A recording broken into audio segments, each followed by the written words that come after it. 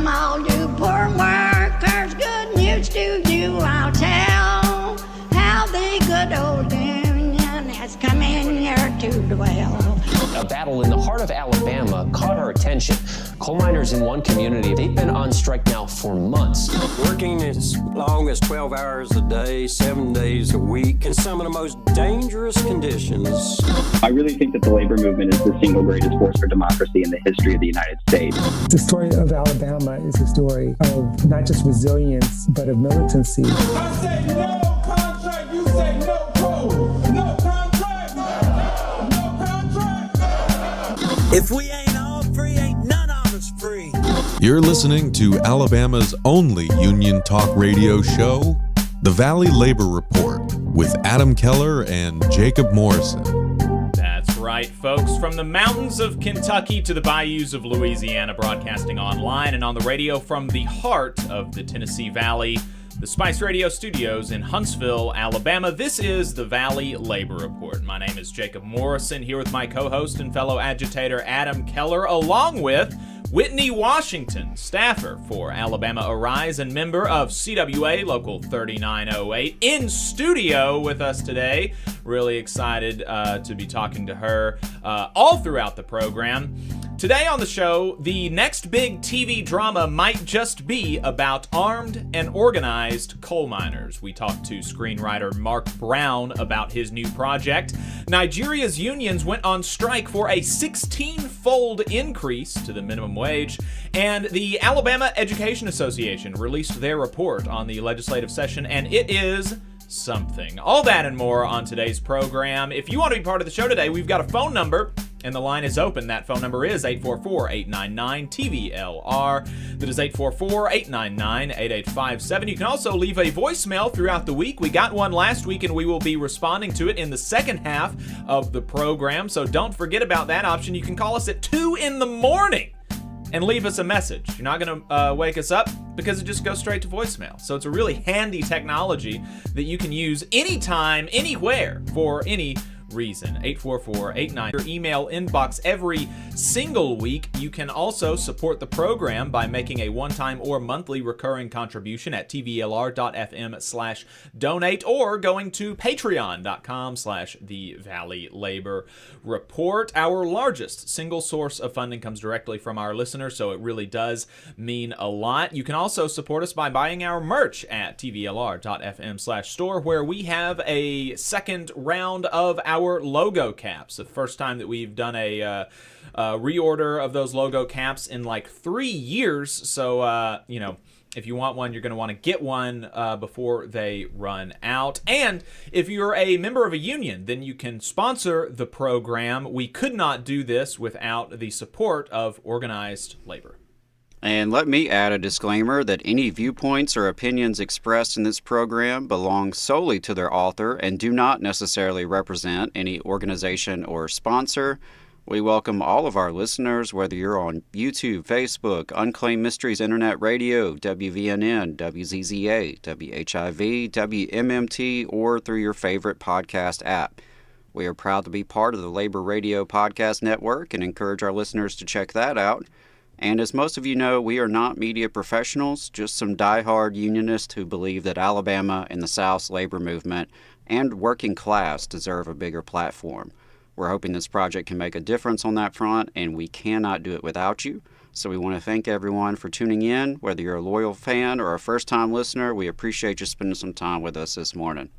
That's right. So let's jump right into last week in Southern labor and take a look at what workers in the U.S. South and the American colonies were up to from May 31st to June the 7th. In new union campaigns, we had 941 workers across 17 bargaining units filing for union elections. There is one new decertification petition and one raid. 29 workers at Southern Glazers Wine and Spirits in Louisville, Kentucky filed a petition to hold a union election with the Teamsters, Local 783. 39 workers at Hyatt Place Austin Airport in Austin, Texas filed a petition to hold a union election with Unite Here, Local 23. The employer filed a petition to hold a union election after a majority of the 619 workers at Pico Foods in West Point, Mississippi demonstrated support for unionization with the United Food and Commercial Workers, UFCW Local 1529. Now, this petition comes after the workers themselves filed for an election last week. So I'm not sure why there's another filing, because this does seem to be the same unit.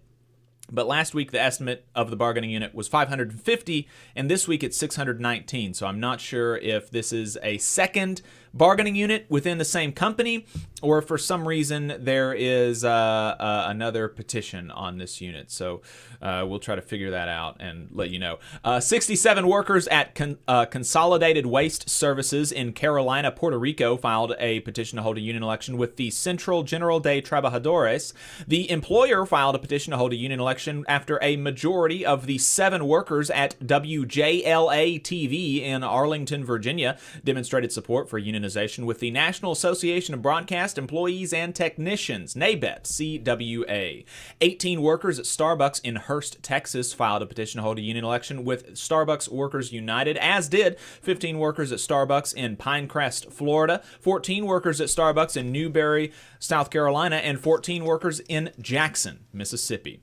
47 workers at 5 Compass Coffee locations in Washington, D.C. filed a petition to hold a union election with Workers United, which is the same parent union as Starbucks Workers United. 57 workers at Triple S Salud in San Juan, Puerto Rico, filed a petition to hold a union election with the Union Trabajando por la Salud, Union for Working Health. Central General de Trabajadores appears to be attempting to raid a unit of 62 workers at First Transit of Puerto Rico in San Juan, Puerto Rico, which is currently represented by Teamsters affiliate Union de Trunkistas de Puerto Rico, the Trunks Union. Workers likely pushed by their employer and with the help of the ghouls at the National Right to Work Foundation, filed a petition to decertify the United Association of Plumbers and Pipe Fitters, UA Local 502, as the union representing the 8 workers at UD Contracting in Fort Knox, Kentucky. The employer filed a petition to hold a union election after a majority of the 3 workers at Florida Public Utilities Company in Winter Haven, Florida, demonstrated support for unionization with UFCW Local 1625. 12 workers at OTL Logistics in Clacamo, Missouri, filed a petition to hold a union election with the Teamsters, Local 41. In campaign updates, June 10th will be the conclusion of the vote among 27,000 Fairfax County education workers and support staff about whether or not to unionize with the Fairfax Education Unions, FEU. I do not understand how this is not all over the news, as this is the largest public sector collective bargaining election in decades. It's absolutely baffling to me, but nevertheless. In election results, 257 workers across 7 bargaining units are newly unionized. 3 units representing 35 workers withdrew election petitions, and 1 unit of 100 workers voted against unionization. Those elections, 6 workers at Petro Technologies in Broussard, Louisiana, withdrew their petition for a union election with the International Association of Machinists and Aerospace Workers, IAMAW. 3 workers at Universal Cable Holdings in Logan, West Virginia, voted unanimously in favor of unionization with the Communication Workers of America, CWA. 100 workers at DC Central Kitchen voted 7-26 against unionization with the Teamsters. 3 workers at Midcoast Radio Project in Kansas City, Missouri, withdrew their petition for a union election with the CWA. 6 workers at Broadway Ford Truck Sales in St. Louis, Missouri, voted 3-0 in favor of unionization with the IAMAW. 51 workers at Rose Brooks Center in Kansas City, Missouri, voted 27-18 in favor of unionization with the Laborers International Union of North America, LIUNA, Local 955. 47 workers at Imperial Dade in Orlando, Florida, voted 34-8 in favor of unionization with the Teamsters, Local 385. 4 workers at Jones Lang LaSalle in Miami, Florida, voted unanimously in favor of unionization with the International Union of Operating Engineers, IUOE, Local 30F. 135 workers at Union Tank Car Company in Valdosta, Georgia, voted 91-32 in favor of unionization with the Sheet Metal, Air, Rail, and Transportation Workers, SMART. 11 workers at SCI Puerto Rico in Bayaman, Puerto Rico, voted unanimously in favor of unionization with the Union de Trunkistas de Puerto Rico, which is the Teamsters, Local 91. 27 workers at Amentum in Beaufort, South Carolina, withdrew their petition for a union election with the IAMAW. In settlements, grievances, and unfair labor practices, congressional Democrats, led by Texas's Greg Casar, are urging the NLRB to take swift action regarding YouTube's illegal termination of pro-union workers affiliated with the Alphabet Workers Union, AWU-CWA.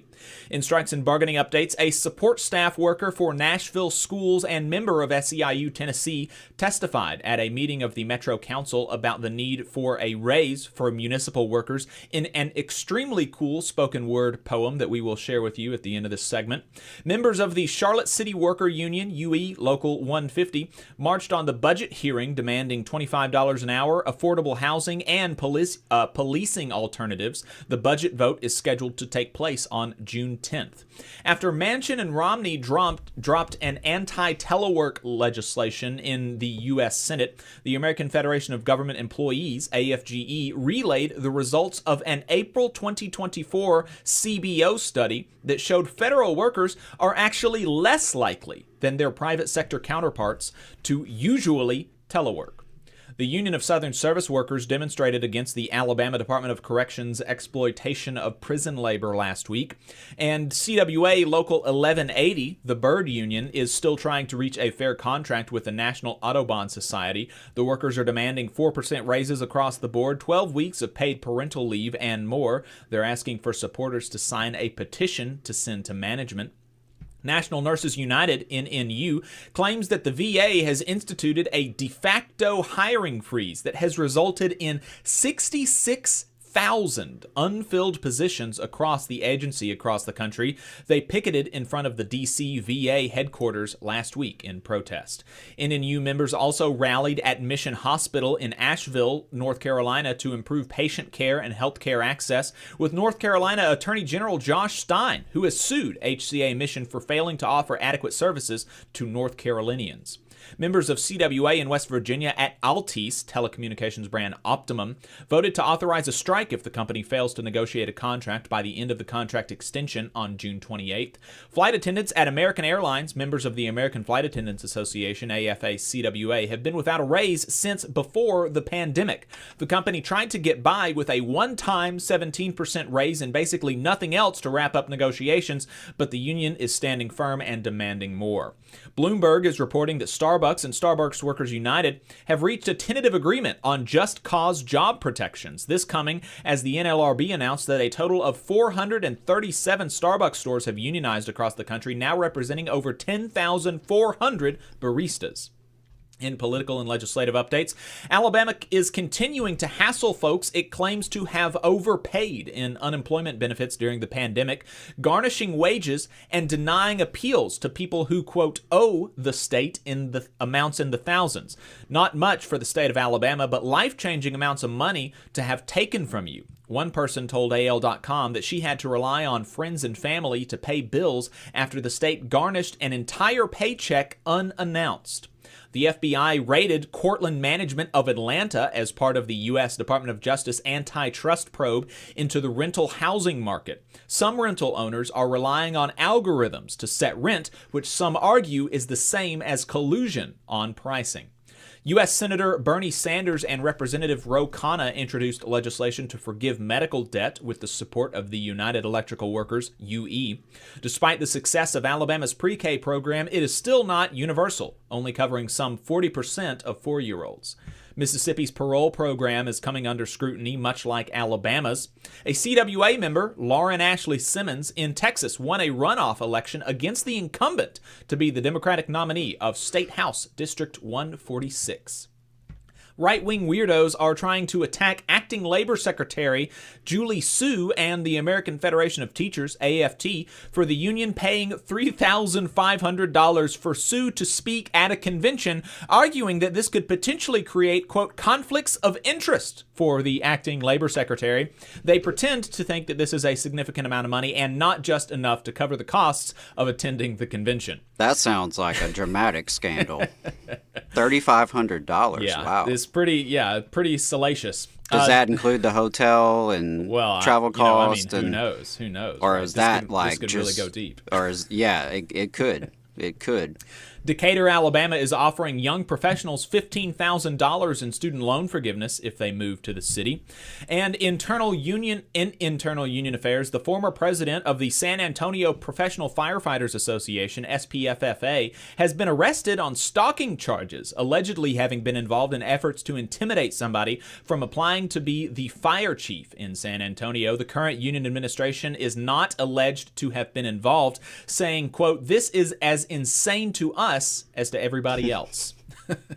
In a bad omen for the 2025 rail negotiations, the Brotherhood of Locomotive Engineers and Trainmen, BLET, a Teamsters affiliate, and this is going to be important later, and the Sheet Metal, Air, Rail, and Transportation Workers, SMART, are publicly feuding, throwing accusations at one another, and raiding one another's units. The latest in the BLET SMART feud comes in the same week as the Teamsters dissolved their no-raid pact with the International Association of Machinists. Does this also spell the end for the pact between the IAMAW, AFA, and the Teamsters to organize Delta? I'll be digging into that over the coming weeks. Not all the Teamsters news from last week was bad, though, with the Teamsters announcing moves towards official affiliation of the Amazon Labor Union with the support of the Reform Caucus. Although, even this was not without controversy, as the Teamsters announced the affiliation as if it was a done deal before the workers were able to vote. Brooke Shields was elected to the presidency of Actors Equity, the union representing stage actors. If we missed anything, let us know about your union or labor updates at tvlr.fm/contact. We're going to leave you with the testimony of this Nashville, Tennessee school support staff worker and SEIU member from last week. Your mic is on. Go ahead. My name is Jessica Curry. I'm on support staff for Metro Schools. This is my introduction. Without the support staff, how can any school function? Metro, the more the city grows, the lower my pay go. Everything is going up except our pay. I'm asking you not to forget about us after today. Hourly wages should be higher than the Batman building. We're living just a struggle with the cost of living. Each corner I turn on, their building. We need a COLA that's higher than the ceiling. The cost of living is at an all-time high. We need a 5% COLA to go with our piece of the pie. Let me be clear. I need all to hear. Money for food or money for rent, we shouldn't have to live in fear. Struggling with finances while working a career. Davidson County is hurting. Can't you smell the scent?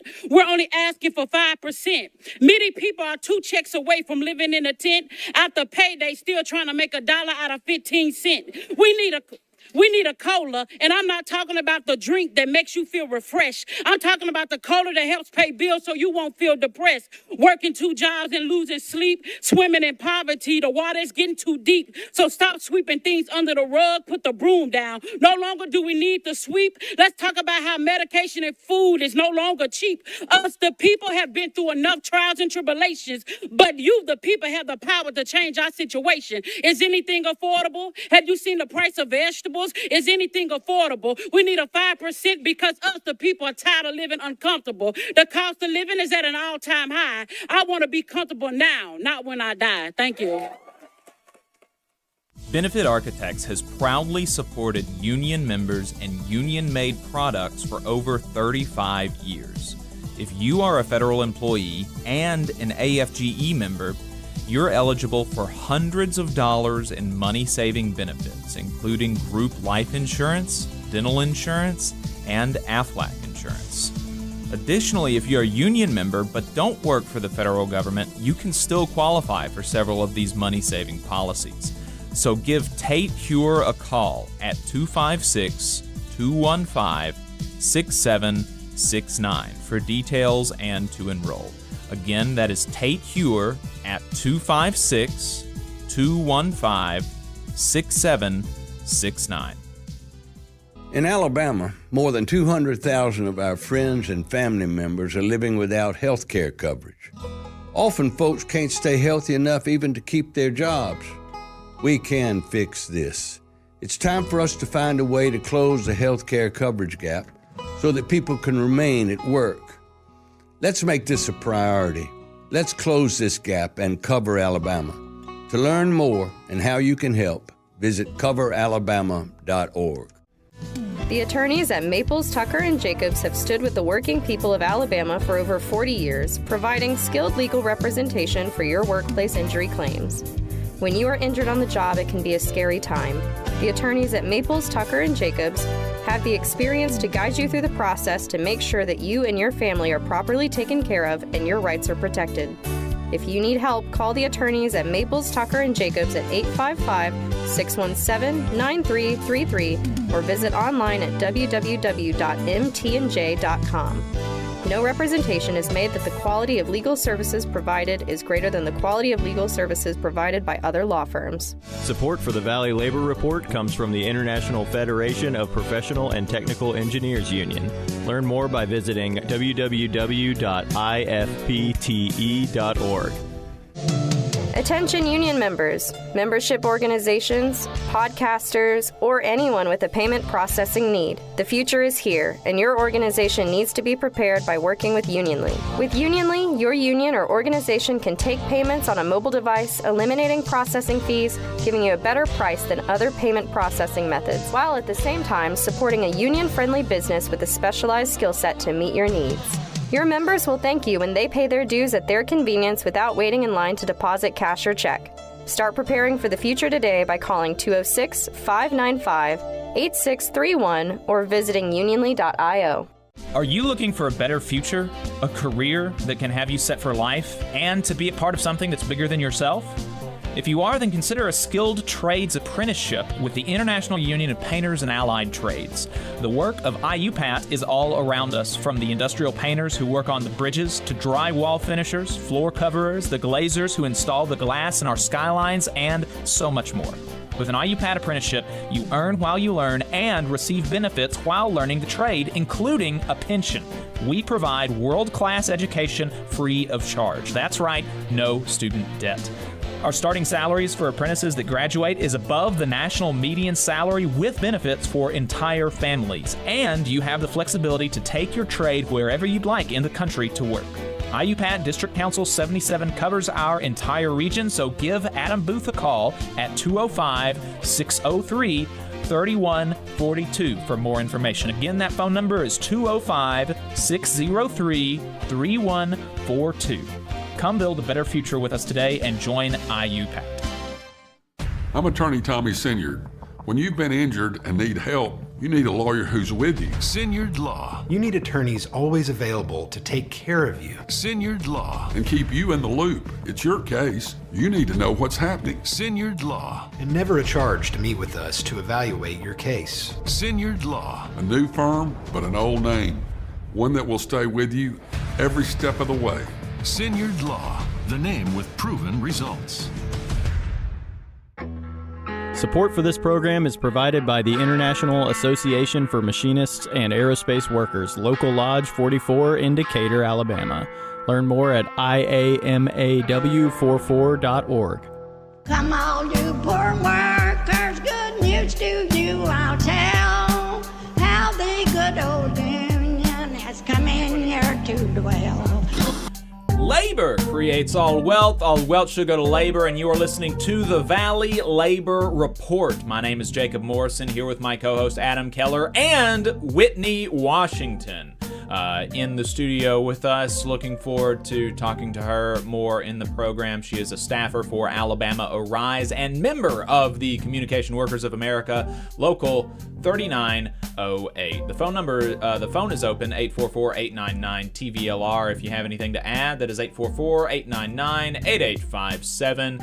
We're going to be talking to Mark Brown momentarily. He is a screenwriter who has written a script for a show that he calls Redneck Army that has won awards. The script has, and he is trying to get on network television. Really excited to talk to him about that. But before we do that, let's talk about Nigeria, where a 16-fold increase in the national minimum wage. That's what Nigerian workers demanded last week when they went on strike, on a strike called by the two national major labor federations.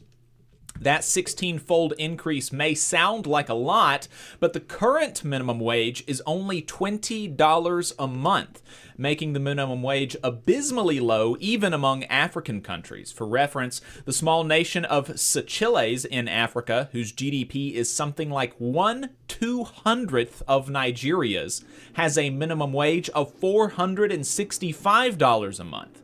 Nigerian unions call for a 16-fold increase would put the minimum wage of the fourth largest economy on the continent at $336 a month. Government officials say the increase is unreasonable, but the unions counter that this is an estimate based on the necessities for the average family of 6. The government had only been offering an increase to $40 per month. Frustrations came to a head last week after Nigeria's government approved huge increases in expenditures for the new President Bola Tinubu and other government officials after the administration cut electricity and fuel subsidies. This caused prices for gas to more than double and overall inflation to hit 30%, which is the highest in 3 decades. This coming after months of negotiations with the unions over the minimum wage. The 2 largest trade federations called for a general strike on Monday last week. All the airports closed, schools closed, health services were disrupted, and oil production, which is Nigeria's primary industry, stopped completely. Despite their initial posture that they would not exceed their initial $40 a month offer, and despite them saying at the beginning of the strike that the strike is, quote, illegal and ineffectual, the government has now moved and is saying that they are willing to, quote, go beyond the initial offer, though without detailing by how much. The unions called off the strike on Thursday after 4 days of striking to bargain with the government. Union officials say that the strike will recommence in exactly 1 week without further notice if government officials do not adequately satisfy their demands. So with that, let's go ahead and get to Mark Brown. Mark Brown is a Nashville screenwriter and author of a script for a new network drama, Redneck Army, which follows coal miners as they organize in the early 1900s against the companies and the state. He's also our next guest. Mark, welcome to the program. Hey, thanks for having me. That's kind of a nice segue you just gave into the issues that we're dealing with in Redneck Army. It's like different times, different places, same management, huh? It really is amazing how similar, how similar so many of these stories are. Doing this program has given us the opportunity not only to, look into and just read about, labor struggles that are happening nationally, but also to talk to workers nationally. We've talked to workers from Zambia, from Bolivia, and Indonesia. And it's really amazing how wow, bosses suck everywhere at all times. Exactly. Exactly. And terrible. No, you don't have the right to assemble, and no, you can't ask for peaceful redress of your grievances. Funny how that happens. Which actually, that's part of why this story that we're trying to tell is so important. because it still resonates. And one thing I will say, I've got to say, I'm co-creator of Redneck Army along with a local screenwriter named Whitney Resides, an amazing, talented writer, producer, and actor.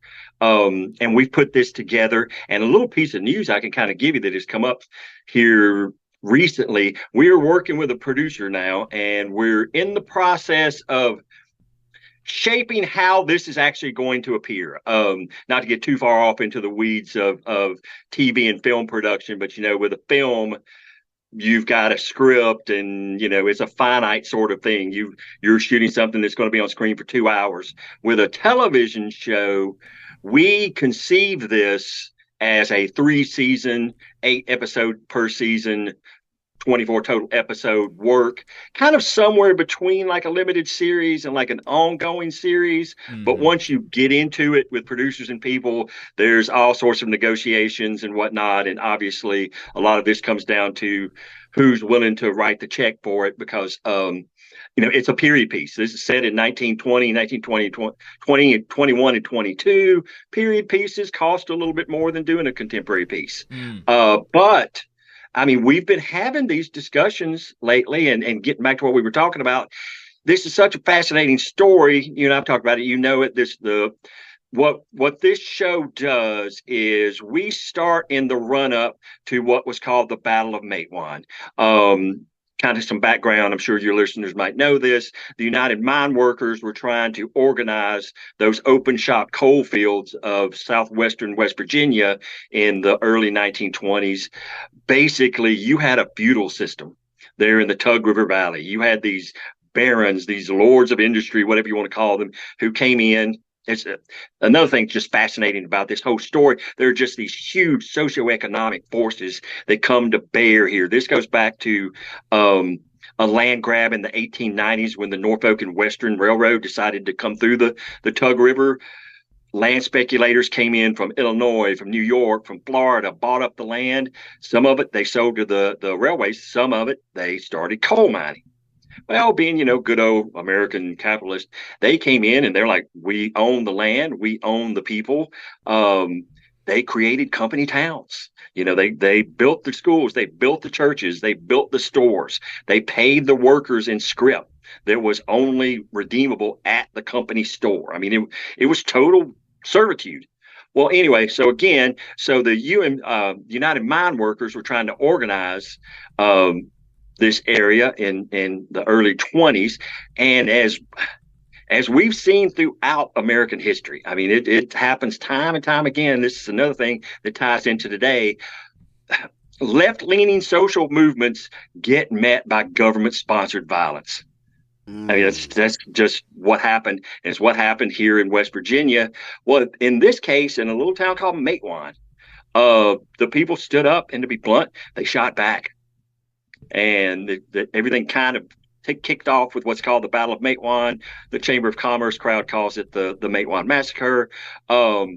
But a local chief of police named Sid Hatfield, who was a mine worker supporter, met some Baldwin Phelps detective agents who were coming in to evict miners who were standing up for their rights from company housing. A shootout ensued.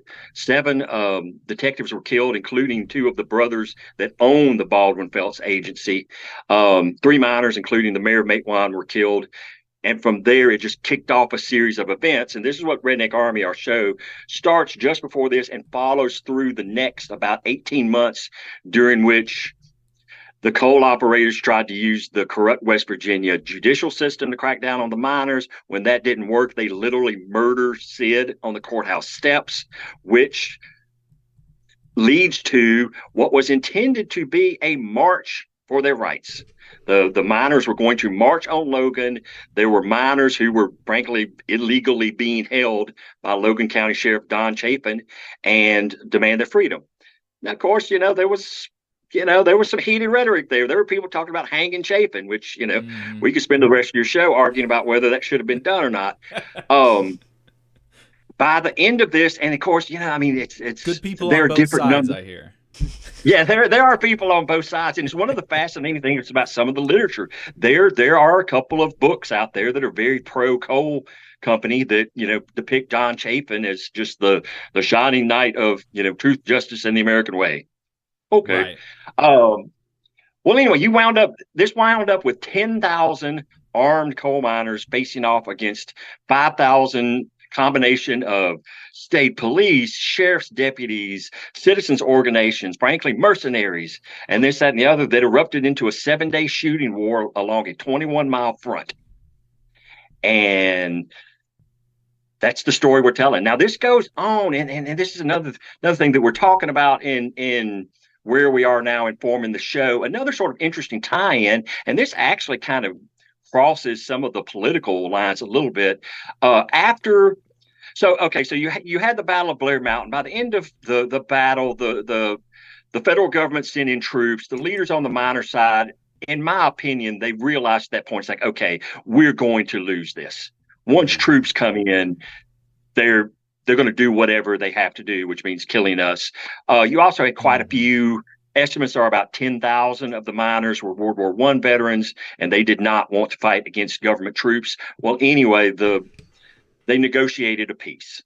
After that, the coal operators arrested about 550 of the miners, brought them up on murder charges, insurrection charges, but quite a few of them they brought up on treason charges.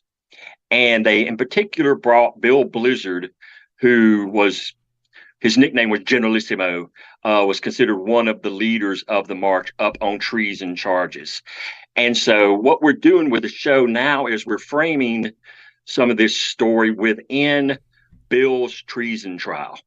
Because, I mean, just to be blunt with you, in television production, you want a hook that's going to get your audiences in, and audiences are seeing, just be blunt about it, the Trump trials. They're still hearing talk about the January 6th insurrection. Right. Well, this was the largest armed insurrection in U.S. history outside of the Civil War. It was for a good reason. But that's just another kind of tie-in to, contemporary times and seeing these issues still playing out.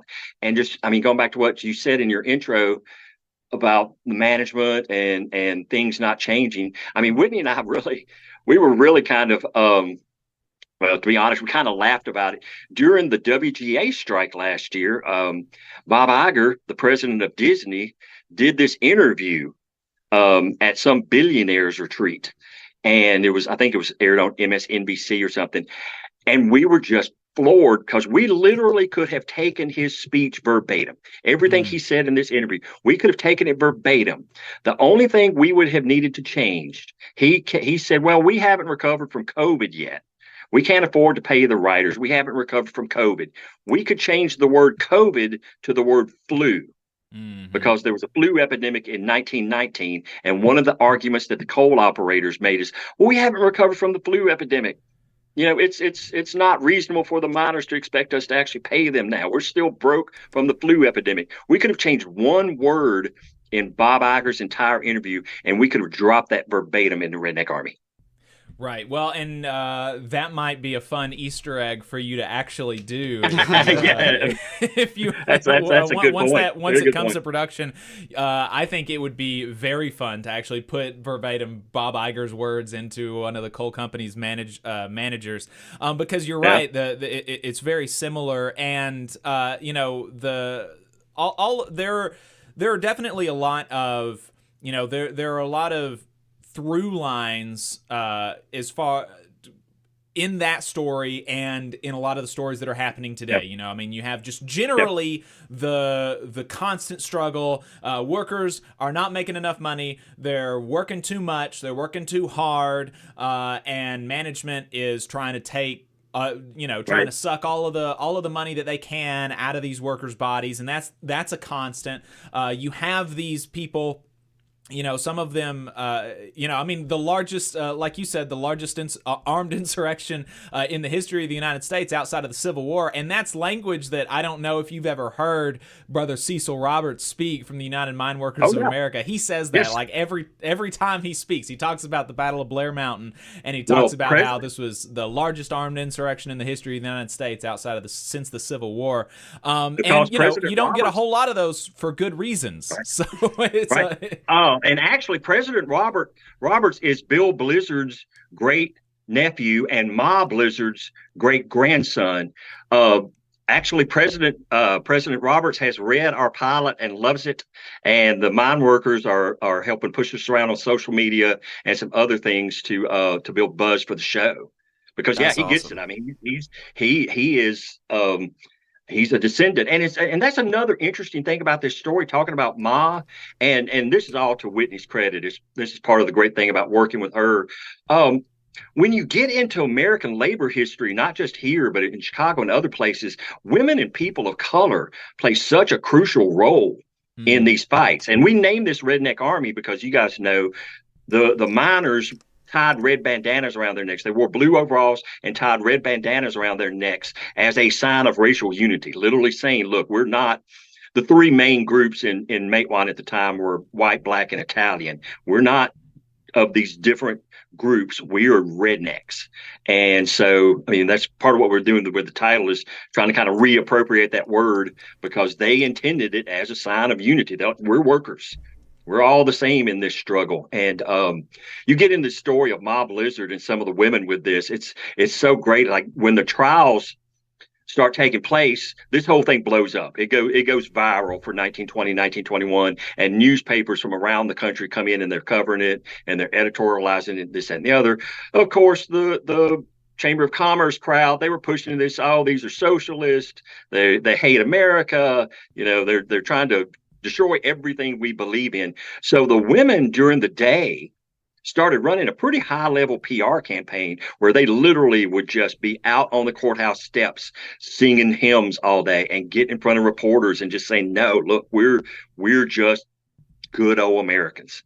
Well, then also at night, they were running an espionage. Well, they were going out, let's say, doing things to hinder the ongoing operation of the coal mines.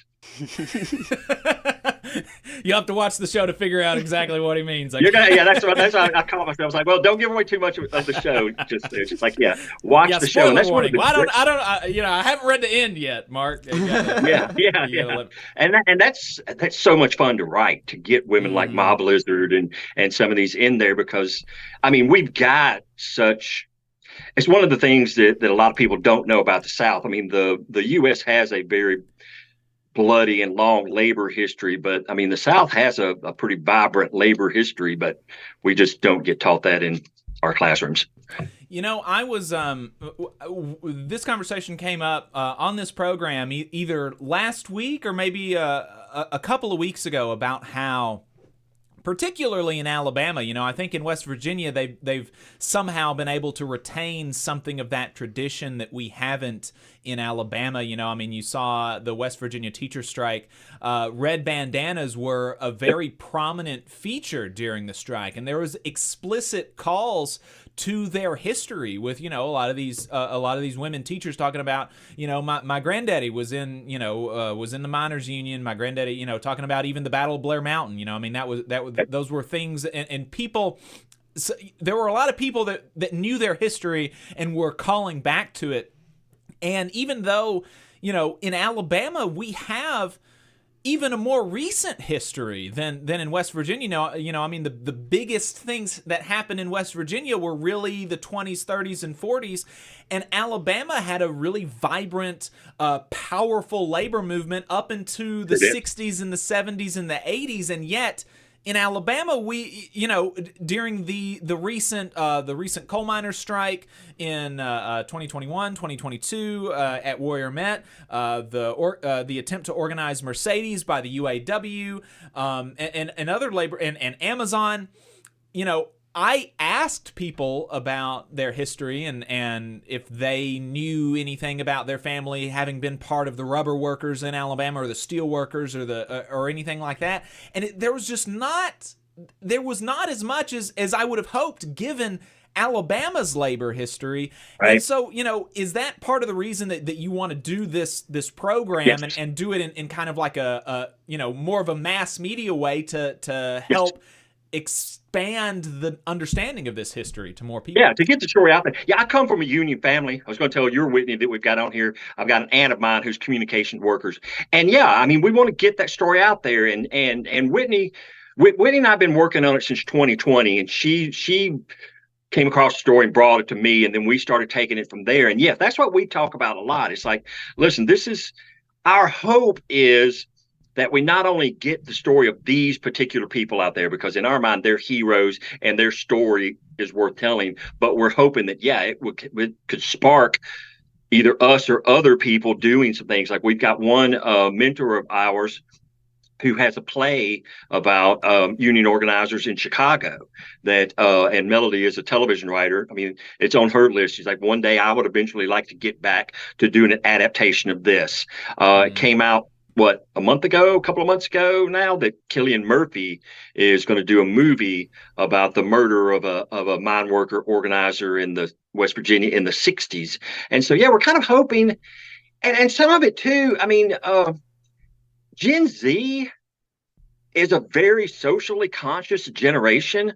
And the people that I know of that generation, because you can look at me and tell that I'm obviously not, they are more interested in these sorts of things. Just to be honest, in my day, an American history class was basically just American military history.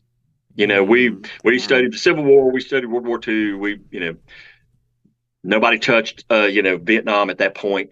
But now it seems like people want to know call it forgotten history, alternative history, whatever, all of these stories that are out there. And I really think one of the most brilliant pieces of television in my lifetime was the HBO adaptation of Watchmen. And Damien Lindelof and Core Jefferson, some of those writers, fantastic writers. But what they did is they took the story of the destruction of Black Wall Street in Tulsa, Oklahoma in 1921. I mean, just straight up genocide here in the United States that never got taught, that your average American didn't know about. And to be frank about it, your average white American, if you brought up that story, would get all defensive. Oh, well, no, that wasn't me. I didn't have anything to do with that. Let's not talk about that. Well, what they did is they took that story and put it within the context of the graphic novel story of Watchmen. And what they did is they got a bunch of again, just to be frank about it, white dudes who sit around online, alt-right white dudes who would never have paid any attention to that story beforehand, paid attention to it because it was part of the story of Watchmen. And so at the end of the day, I firmly believe that art, storytelling, is how we change hearts and minds. And Whitney does too. And we've talked about this a lot with this work. So it's like, yeah, let's try to get this story out there. Now, of course, you have to do that within the context of a good television show, or it doesn't get produced and no one ever watches it. So I will tell your audience here, I mean, we're very clear about saying this is inspired by the events of Blair Mountain, but there are some fictional characters. You know, there are a couple of characters where we actually kind of had to take 2 or 3 real life characters and kind of combine them. Some of the timeline is a little bit telescoped. So it's not a documentary.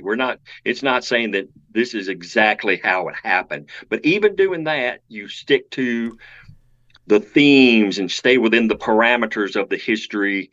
And I will say, actually, the producer that's on board with us now, this is the arena in which he works, these historical adaptations. And so you want to be very respectful of the history, and you don't want to change the story. But, you know, it's Peaky Blinders. We both love Peaky Blinders. If you know that show, you know it's actually based on real people and some real events that took place in Birmingham, England. Well, obviously, for example, we'll say no one knows the actual conversations that happened between these people. So you have to make some of that stuff up. So that's why we say this inspired. But yeah, absolutely. That was a very long answer to your question, but absolutely, we hope that this will spark interest in telling some more labor stories, because Tennessee's the same way. You know, we had a labor school down in Sewanee that no one ever knows about. No one ever talks about, you know? Right. Well, and I mean, the Highlander Folk School was another really interesting project in I think East Tennessee somewhere. Yep. And you know, like you said, just so much of this history folks don't know and don't understand, or have never even heard about. And it's really a shame. You know, I've talked to union organizers, people who are on staff, and people who have been part of union campaigns in their workplaces. You know, and they're just like, man, this story would make a really crazy TV show. Like, people, you know, you would not believe what went down, and folks would think that the true parts were fictionalized and fictionalized parts were true, and you know, like, there's just so much. There's so much real good material out there, and I do hope that you know, with this I think it's a movie that starring Cillian Murphy about the mine workers reformer who was assassinated late in the 1900s. You know, I think that's gonna. I hope that's gonna be a great movie, and I hope that, and then this project will start to, you know, that we'll start to see a trend of some of these stories. You know, I think some of these things kind of come and go in trends. You know, you had like Friends and like Seinfeld. You know, they're people like they're people outside of work. You know, that's kind of where everything was centered. And then now you have kind of the Office pattern of like workplace comedies, but you don't really see just a whole lot of like explicit mention of unions. There was like one union episode in Superstore, for instance, that was really good, but it wasn't kind of centered around that. And I think hopefully with this Cillian Murphy movie and with the creation of Redneck Army, we're going to see some more of that, and hopefully that'll help folks kind of relate to what has happened in other people's workplaces and inspire them to action in their workplace. And like you said, I mean, there's so many great characters in all these stories. I mean, Sid Hatfield, this gunslinging guy with a gold grill in Ma Blizzard, this woman who was literally tearing up train tracks with a pry bar and things. And I mean, and it's, union people are just good folks. And I mean, like I said, there's so many of these colorful characters that, are just made for television and movies. So yeah, let's hope it catches on. I hope so. So, the final question that I have, and then if anybody else has any questions, feel free to jump in. But the final question that I have is, I guess, what was the spark that kind of got you to say like, oh, I want to, I'm going to write this script and I'm going to try to push it to get on TV. What was the thing that actually, what happened is kind of what you were just describing. Is Whitney saw the PBS series about the mine wars, and she said it just hit her. It's like, why have I never seen this? This is so cinematic. This is made for television. And so Whitney and I had met in an acting class, and she had done a table read for a feature script of mine. I've got some other scripts out on the market too. And so after that, she just asked me, said, "Hey, would you jump on a Zoom with me? I've got this idea I want to talk to you about." Well, we jump on a Zoom. 3 hours later, we got in and she just started telling the story and we're talking about it. And coming from a union family, I had heard about Blair Mountain, but didn't really know the full story. And so, yeah, we just sat there. I'll never forget on that first Zoom for like 3 hours just going through this. It's like, yes, we got to tell this story. And just kind of get into some of the nuts and bolts of like screenwriting. Typically, if you've got kind of a story with a quick, for lack of a better way, beginning or ending, it's a feature film. A lot of times people will say, listen, if your protagonist is going to die, you've got a feature film. Now, if you know Game of Thrones, they kind of threw that out the window. But if it's kind of a self-contained little story, you got a feature film. You got 2 hours, you got one script, boom, done, you're out. If it's kind of ongoing, it's a television show. And once we got into it, it's like, well, yes, you've got the whole lead up to the Battle of Matewan. Then after the Battle of Matewan, you've got that whole period in between with the trials. And if you know the story, Sid and Jesse getting together and all this, that, and the other, and leading up to Sid's assassination. And then after that, the events that then go to the Battle of Blair Mountain, followed by the trials and this, that, and the other. So we looked at it. It's like, we've kind of got these historical markers that make season breaks. It's like this story actually kind of lays itself out as a television show. And so that's the way we put it together. And then, like I said, again, just kind of getting off into the ins and outs of TV production a little bit. Right now, we're working with the producer and some other people to decide, okay, exactly how is this going to look? Can we do this? The blunt reality is, will someone pay us to do all this, or are they going to pay us to do something else? And so, yeah, it just really felt like a television show. And then, of course, once we got into it and started, we got to know these characters and things like, oh, yeah, we've got the material. This is far more than a television show. If you know the Queen's Gambit, for example, that took 40 years to get made. And it was really a matter of kind of the technology catching up, because people tried to do it as a movie for about 30 years, and it just never worked because you couldn't tell the story in 2 hours.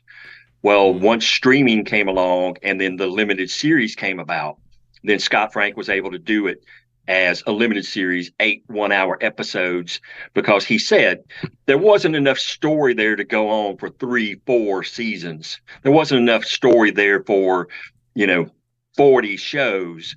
So, but there was way more than 2 hours worth of story. And so, yeah, that's the television market now is just made for this sort of story, because again, that's what we kind of think about with Redneck Army. It's like, okay, this is like a 3-season series. It's not a season. It's not Gunsmoke. You're not going to go on for 21 seasons with this story, but you've got far more than just a movie. Right. Well, Adam, Whitney, do y'all have anything? You can go ahead, Whitney. I just wanted to say I appreciated everything you're doing, and this heritage that we have as working class people, we have to reclaim it, and I absolutely agree that art is a way to reach people. Mm-hmm. So thank you. Yeah, thank you. I don't think I have anything. Oh, sorry. Oh, and I was just going to mention, Jacob, you mentioned the strikes in Alabama, and we were talking about art, but Tom Morello, the guitarist for Rage Against the Machine, came down and did some concerts in support of those strikes in Alabama. He's a huge mine worker supporter. There. You were there? Oh, cool. I was there. Yeah, I was there for the Tom Morello concert. Yeah, I had a good time. I will say, in Hollywood parlance, our people are talking to Tom Morello's people, because we would love to get him involved in this show, even if he just did a song or something. But I'm sorry, Whitney, I totally interrupted you. Oh, no, I was just saying, yeah, thank you for, it sounds like this is a really interesting production, and I appreciate you getting telling the stories of the people that are sort of forgotten in the labor movement, including women and people of color. I think that's really critical to telling these stories now. So thank you for, being inclusive in that way. Thanks for, thanks for having me. And you guys keep your fingers crossed, and you know what they say, manifest this. We're in the process, and we hope to have this on a screen soon. And yeah, we totally agree with, like I said, again, why they tied those bandanas around their necks. At the end of the day, we're working people. We got to come together, and, because the folks with all the capital work together and have plenty of people working on their behalf. Yep, that's right. Mark Brown, Nashville screenwriter. We are rooting for you, as is Vonda McDaniel. She's in the chat. Yeah, president of the Nashville Labor Council. She's a fan, and was the one that got me in touch with you, or told me to reach out to you. So appreciate her making this happen, and appreciate you for putting in the work to get Redneck Army on the screen. Okay. Thanks for having me, guys. All right. Thank you. We'll be following that, and look forward to telling y'all where and when you can see it when it comes on. Well, now that it's been on the Valley Labor Report. That's right. Yeah, now you got it's the only TVLR bump. That's right. It's only a matter of time since it's been on the only union radio program in Alabama, and the biggest one in the southern United States, on 4 stations in 3 states. I think is 3 states enough to start saying we're a nationally syndicated radio program? Absolutely. Appreciate the support. Yeah. All right, folks, we're going to take a break really quick. We're going to come back and talk about the Alabama Education Association and their report about the legislative session. It is a report. Stay tuned. In Alabama, more than 200,000 of our friends and neighbors are living without health care coverage. Often folks can't stay healthy enough to keep their jobs. We need to fix this. Let's close the health care coverage gap. To learn more, visit coveralabama.org. Support for this program also comes from the Iron Workers, Local 477. So if you are looking for contractors with lower than average EMR and TRIR, they tell me that if you need to know what those mean, then you will. Or if you need to supplement a workforce at any level for any amount of time, short or long term, if you need iron workers that come trained and certified at no extra cost, or if you need workers from superintendent down to general laborer, and you're looking to start work on a project, or you're unhappy with your current contractor situation, you need to call my friend Jeb Miles with the Ironworkers Local 477. They only work with the best in the business, vetted contractors, and can do all kinds of jobs, from roofing to steel and bridge erection, from welding to heavy rigging, from structural repairs to machinery alignment, and much more. They supply manpower on 4 of the 5 largest projects in North Alabama, so you know they're legit. it. If you need good quality, safe, efficient, diligent, and knowledgeable workers on your job, then you need the Iron Workers Local 477. Call Jeb Miles at 256-383-3334 or via email at local477@bellsouth.net, and make sure you tell them that you heard about them on the Valley Labor Report. We're the nurses, firefighters, and claims representatives that help keep our government services running. We respond to natural disasters. We care for our nation's veterans, and we investigate discrimination in the workplace. We are federal and D.C. government workers, and we are proud to serve the American people. Working in more than 70 agencies across the government, we know we can fulfill our mission because our union has our back. Learn more at afge.org. Paid for by the American Federation of Government Employees, AFL-CIO. The Laborers International Union of North America, Local 366, is proudly recruiting North Alabama workers to work construction and nuclear plant maintenance. If you're interested, please contact Donna at their training center to start the process. That phone number is 256-415-7452. Again, that phone number is 256-415-7452. No experience is needed. Free training is offered, but you must be able to pass a background check and a drug test. Local hiring that grows our community with good-paying jobs that have benefits is their mission. Live better, work union, Local 366, feel the power. Support for this program also comes from the Mid-South Council of Retail, Wholesale, and Department Store Union. Learn more at rwdsu.info. I'm Attorney Tommy Sinyard. When you've been injured and need help, you need a lawyer who's with you. Sinyard Law. You need attorneys always available to take care of you. Sinyard Law. And keep you in the loop. It's your case. You need to know what's happening. Sinyard Law. And never a charge to meet with us to evaluate your case. Sinyard Law. A new firm, but an old name. One that will stay with you every step of the way. Sinyard Law. The name with proven results. Come on, you poor workers, good news to you I'll tell. How the good old union has come in here to dwell. Alabama's only union talk radio program. This is the Valley Labor Report. My name is Jacob Morrison, here with Adam Keller, and guest hosting in the studio, Whitney Washington, staffer for Alabama Arise. Appreciate everybody tuning in. The phone number is 844-899-TVLR. That is 844-899-8857. Also appreciate everybody hanging out with us in the chat. Joe and Mel in the Facebook chat, as always. In the YouTube chat, we have Alex, Dwayne, Pittsburgh Dude 87, Alex, Vonda, Jada, Constantine, Hypno Dragon. Thank you very much for participating in the chat. If you have not liked the stream and subscribed to the channel and you're watching this on YouTube, please go ahead and do that. Appreciate the compliment on my haircut, Pittsburgh Dude 87. Just got it yesterday. Got the haircut yesterday. Yeah. So, it looks great. Thank you. Appreciate it. So yeah, we've got in the studio Whitney Washington, co-worker of Adam's. For those of you who don't know, I think most of you know, Adam is a staffer for the nonprofit progressive advocacy organization Alabama Arise. They do a lot of really good work here in the state. Whitney also works for Alabama Arise, and they unionized Alabama Arise together with their co-workers some months ago. With the Communication Workers of America, CWA, Local 3908, and they are now the bargaining team.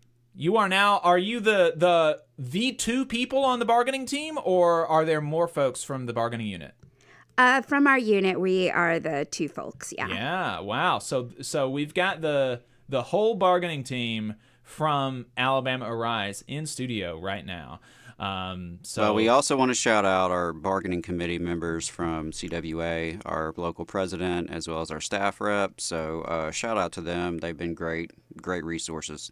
Yep. Absolutely. Yep, really exciting for really excited for Alabama Arise to get that first contract. So yeah, Whitney, welcome. Welcome to the studio where we have a very lavish setup here, very professional and super nice. So excited to have you. It's lovely. Yeah, thank you for having me. I'm glad to be on. So, you worked with Adam and the rest of your coworkers to unionize Alabama Arise. Did you have a sort of background in like union stuff before coming to Alabama Arise? A smidge. I'd been doing like sort of activist advocacy work for a few years in Nashville, actually. And then, start working for Arise in 2020. So I'd done like some volunteer stuff with Workers' Dignity, which is a labor organization in Nashville. Not necessarily union, but other labor stuff, like reclaiming wage theft. And I was also a member of WFP IBEW 2320, working on a campaign when I was in Nashville. So I had like a little bit of union experience, and then just in general was interested in the labor movement. And so I, I think it started sort of like a couple years ago, a few of us getting together like the first time after the pandemic in person and having conversations about like, Arise is supportive of the labor movement. Like, why not unionize? And then when Adam started, it, really hit the ground running. Right. Yeah, and, one of the things that I like about the campaign at Alabama Arise is that it is really a illustration of the fact that you do not have to hate your job to want to unionize, right? Could you expand on that a little bit, Whitney? Oh yeah, I hands down, Arise is the best place I've ever worked, and I know several people have said that, including like several Black women. Which, like, if you know anything about sort of like the nonprofit industrial complex, like it sort of like chews and spits out Black women, and so. It's been a great place to work, like very supportive. I really value the work. I really value like the diversity of the staff, not just racially, but educationally, politically, just in all kinds of ways. And, we have a really fantastic executive director and fantastic leadership. And I think we all recognize that we just want it to protect what we already have, the privileges that we already have.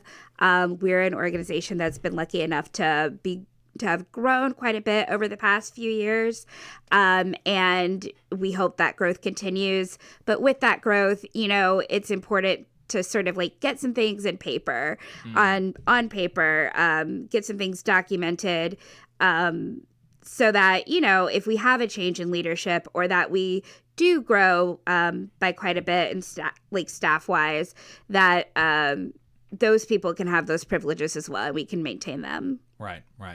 Very reasonable to want to lock stuff like that in, and yeah, if you like your job, if your boss is super nice, that's an even better time to unionize, because if they're really a nice boss, they're not going to fight you and they're not going to be terrible about a union campaign. And Alabama Arise was, to their credit, they were really exemplary as far as their reaction to the union campaign. Immediately were on board with voluntary recognition and started working towards that end once the campaign was announced. So yeah, love to see it, and looking forward to y'all getting that first contract. Yeah, we will be. I'm sure we will update you once it is finalized. We're very excited about it. Good deal. So, Adam, you worked for the Alabama Education Association for a while. You were also a public school teacher here in Alabama for a few years, and so you still have family who are in the education system. So you really follow the education politics in the state pretty closely, probably more closely than anybody else that I know. And one of the things that the AEA does after a legislative session, is my understanding, is that they release a report, or they include a report in their regular communication with the members, and so that just came out last week. Is that right? Sure, yeah. They just sent out their June 2024 edition of the Alabama School Journal. That's like the AEA newspaper. That's their communications to the membership, and also it goes out, more broadly. Obviously, other folks see that as well. So it's a somewhat public-facing communication medium. And after the legislative session, they always, of course, naturally, report on what happened in the legislative session. So was very interested in this headline I saw. Yeah, well, just to set it up for you, this was a very consequential session for teachers in that, quote unquote, school choice. The voucher program, privatization scheme, diverting $100 million from the public education system into the private education system, where, the vast majority of families in the private education system are already wealthy, much more wealthy than the average Alabamian. It's going to be going to a lot of religious schools who are going to be teaching things that, are religious in nature, not everybody agrees with. Public money is going to be going to subsidize that, hugely. Probably, one of the probably the most consequential piece of education legislation detrimentally for Alabama's teachers and the public education system since the taking over of the legislature by the Republicans in 2010, right? Well, it's certainly up there. It's the most significant one, I would say, in several years, right? Because right after the Republicans took over in 2010, they went to war on public schools and on AEA specifically, right? There was like a political grudge to, carry out there. And so there was like a wave of anti-public school laws that took place from 2011 up through, 2014, 2015, somewhere in that area. That's when you saw the legalization of charter schools. It's when you saw the establishment of the Accountability Act, which did two things. It set up a private school scholarship program, which is basically a form of vouchers. It also set up the quote-unquote failing schools list, where the bottom-performing schools in the state were labeled failing schools, and, of course, it was made easier to transfer out of those schools. Funny enough, it didn't provide extra resources for the failing schools. I guess that helps. I don't know. When I was a teacher, some kids would not do so great on their tests and their academic work. And there was an expectation that I couldn't just say, well, they're failing students. There was an expectation that I had to communicate with the parents, that I had to take some extra steps and jump through some extra hoops to make sure I had done my job as an educator and given that child every possible opportunity. So that, I can't help but note the irony there of simply just labeling schools failing. So you had this rash of laws passed right after the Republican takeover. But this is the most significant one since then, for sure. As you mentioned, $100 million. That's just the upfront cost. It will grow from there every year. And it's not mentioned in this article, by the way. Not even mentioned. That's wild. The headline is, AEA finishes another successful session for educators. So... Educators, reach out to us. Let us know, how successful was the legislative session? Do you feel really good about it? Are you tired of winning yet? Are you tired of it? Because from what I'm reading, whole lot of winning going on. No mention of the CHOOSE Act. That's curious. It's the biggest expansion of school choice in nearly a decade. It's not mentioned in the legislative recap here. Maybe it's because AEA testified as neutral on that piece of legislation. That's very curious. Why would you do that? Isn't that against everything you stand for? I don't know. That's just kind of weird to me. Folks may want to ask questions about that. I have questions about that, but so there's no mention of that. There is quite a bit of mention of the Alabama Teacher Bill of Rights, which grants teachers more authority when dealing with the challenges of student discipline. And I will say that this is an issue that does resonate deeply with educators. It's something that I received many, many phone calls about as an advocate. It's a real issue, but I can't help but be a little skeptical, because you know what else is in the state law? A lot of things. A lot of things that apply to schools. How are they enforced? Oh, they're not. Because turns out when you don't have a collective bargaining agreement, we don't have a union that can fight to uphold and enforce a collective bargaining agreement. How do you hold people accountable, right? There are already laws in place regarding school safety and student acts of aggression that aren't being followed. They're not being properly recorded and reported. There's state laws around minimum planning time that teachers are supposed to get. They're supposed to get 30 minutes free of supervision and instruction per day. But what happens when you don't get that? You just deal with it, right? Because that's the way it's set up in Alabama. So yeah, if you think that's really great, if things are going well, if it's very successful, I'm sure, you know, you're not alone, obviously, in that assessment, but frankly, I think we have some problems with the public education system, and I think there's some real concerns if you're an educator about the working conditions that you're experiencing, because those working conditions are the students' learning conditions. You just mentioned earlier in the show that only 40% of 4-year-olds in the state have access to pre-K, right? We're talking about a successful session for education, and less than half of our 4-year-olds qualify for pre-K. And we actually have a pretty good pre-K program in this state. Yeah, it's like, I mean, it's like, hasn't it been in the past like the #1 preschool program in the country? Highly evaluated, very highly evaluated. And so, you know, there's just so many issues when we look at the public education system and the lack of rights that educators have. And that's why I'm so passionate about the need for labor law reform and why public sector workers deserve the same union rights that private sector workers have, or that workers in the public sector have in other states. If you're an Alabama teacher, do you think you deserve less rights than a teacher in California or New York? I mean, think about it. Do you think you're less than them? Because they have contracts, and the difference between, you know, the 1 page that you may sign when you get hired and the 50 pages in their contract is 50 pages of things that protect the employee. Right. That can be enforced, that you can grieve, that you can take to your union. So it's a big difference.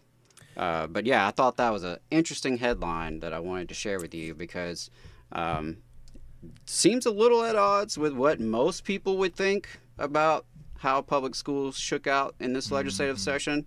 But, you know, I'm not them. So there we go. Well, you know, so Adam, the one thing that they do mention, and that they seem really proud of, is the Teachers' Bill of Rights, and you know, they also mentioned the 2% raise, which is something like a 1% pay cut when you account for inflation just for this year. And my understanding is that throughout the pandemic, the state of Alabama has never actually kept up with inflation over these past 4 years in the raises that they gave their teachers, right? Isn't that right? Yeah, my understanding is it has not kept up with inflation, and you know, there were studies even before this recent wave of inflation coming out of the pandemic. There were a lot of studies showing that teacher salaries never even caught up after the Great Recession. Because of years of frozen salaries and, you know, very, very modest below inflation increases. Right. And so the Teachers' Bill of Rights thing, the primary thing there is about the discipline with the students. And you know, I'm not in the education world in the same way that you are, but when I talk to people who are in the education world, the student discipline actually does come up honestly, even more, or at least as much as pay. And pay is a huge issue, but student discipline has been something that I have heard a lot about, as far as like it's difficult for teachers to work because the students are difficult to discipline. And you know, I'm very my intuition is to be very skeptical of more kind of punitive measures, particularly involving like police in schools, and I'm very concerned that even though this is ostensibly aimed and maybe even with fine motives, not maybe not even malicious motives, but I'm concerned that this is going to further increase the kind of the disparities, the disparities and the criminalization of children's bad behavior. I mean, when my parents and people my parents' age were in school, like people got in fights and people, kids like hurt each other, right? I mean, like people would bloody each other or whatever, and right. and it was a fight, and it was a discipline issue. It was an issue for the parents. The police were never involved, but even as I mean, I graduated high school almost 10 years ago, but I even remember people being arrested at school for fighting. And it's like, that's just doesn't, it's very concerning to me, that kind of language. And so does this Bill of Rights, have you been able to read it and to see if you feel like this is going to be positive for the teachers and importantly the students? I'm not going to comment on it just yet because I really need the time to analyze it, because I have some of the same hesitations that you do, and I've always struggled with this in education because on the one hand, I'm very sympathetic to teachers' concerns about student discipline. Having been in a classroom with over 30 ninth graders at one time, it can be tough. It can be really tough, and the lack of administrative support is a real issue. The lack of parental support often is an issue. I am very concerned though about increasing punitive measures in a way that doesn't actually solve issues or doesn't help the students in ways that could increase racial disparities, right? Because that is a real problem that we have to acknowledge, particularly here in Alabama, that schools and the way they punish students has not always been equitable. And black students have been punished more severely for the same offenses as white students, and that sort of thing still happens. And so I am a little hesitant on it, and I've always been torn on these issues because of that very reason, right? I'm anti-authoritarian by my nature, and so it's a really tricky one. I'm looking forward to really reading through this and seeing what I see and what may come out of it. I think it's, regardless of whether it's good or bad, we can recognize the intent is supposedly to help teachers be more effective in the classroom. And I think my point still stands that without a union collective bargaining agreement, these things are just written on paper and are enforced unevenly at best. I have those same concerns, and I think that's a real valid issue, that the increasing criminalization of student behavior. And it's tough because you talk to some teachers and like they want more cops in schools.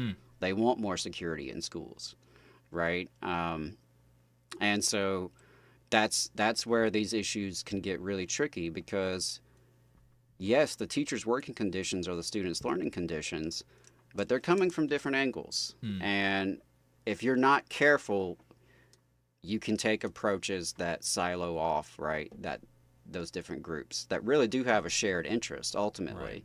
And so, that's something to be aware of and something for us to dive deeper into in the future for sure. Right. We're going to get to a couple of these Boss Watch stories to wrap up the program. Don't think we're going to be able to get to all of them. We might be able to hit the rest of them in the second half of the show. We're also going to be in the second half of the show talking to Ernie Dubester, former chair of the Federal Labor Relations Authority. That's the federal equivalent of the National Labor Relations Board.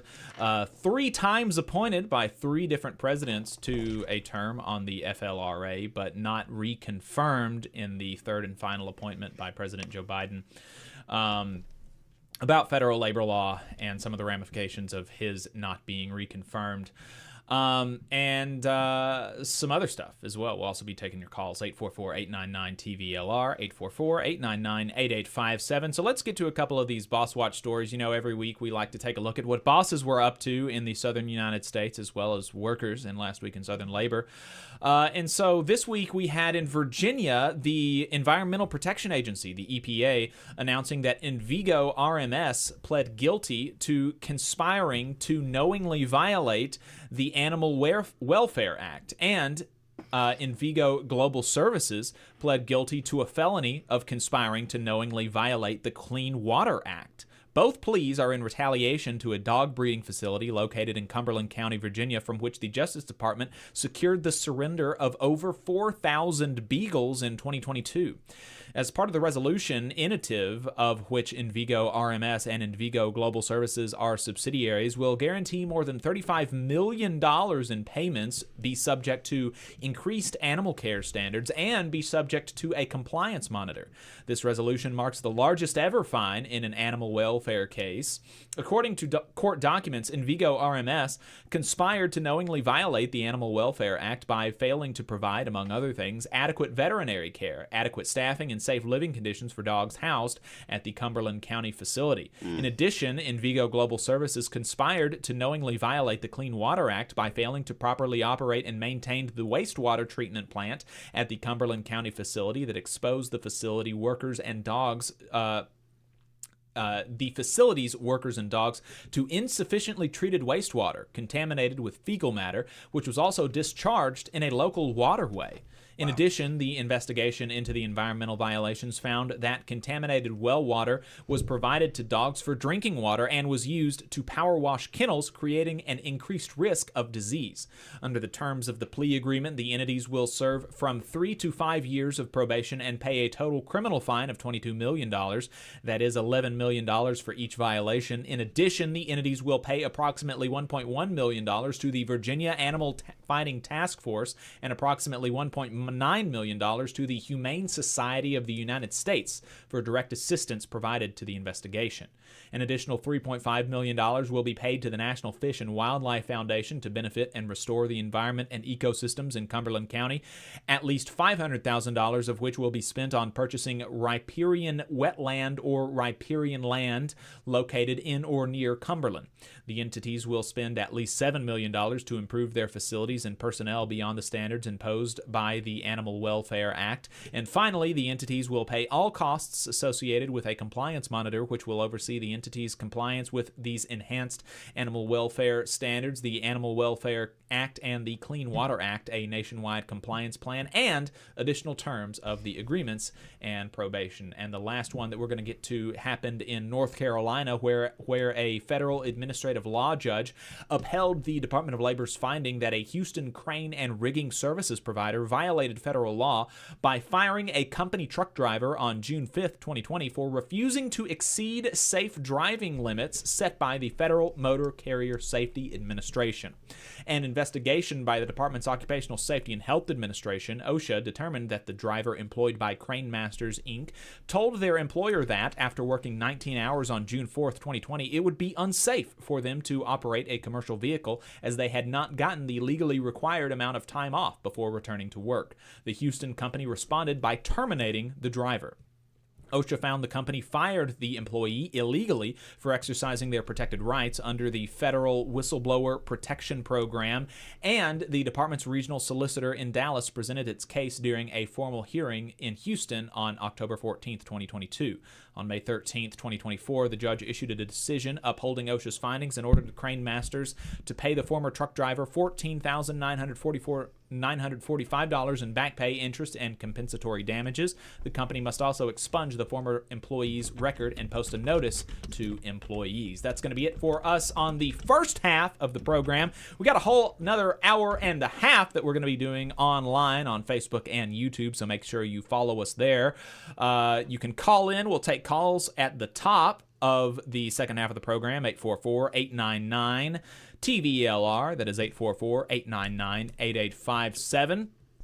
And like I said, going to be talking to Ernie Dubester. Also going to be talking about the Teamsters and the Amazon Labor Union affiliation. Talking about some UAW news with John Deere and the UAW Local 4811's strike at the University of California. And more. So make sure you follow us there. Facebook, YouTube, The Valley Labor Report. Otherwise, we'll see you next week.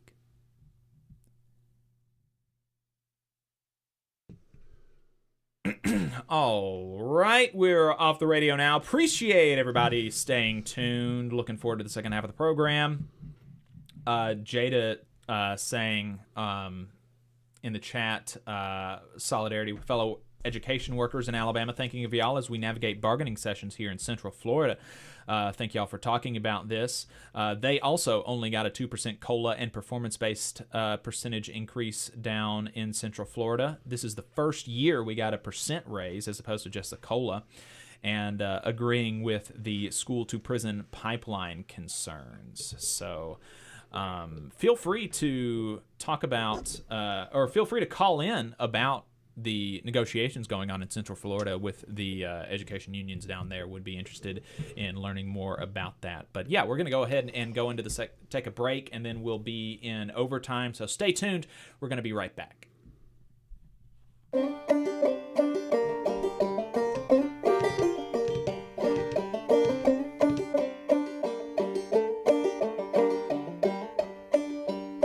on, you poor workers, good news to you I'll tell, how the good old union has come in here to dwell.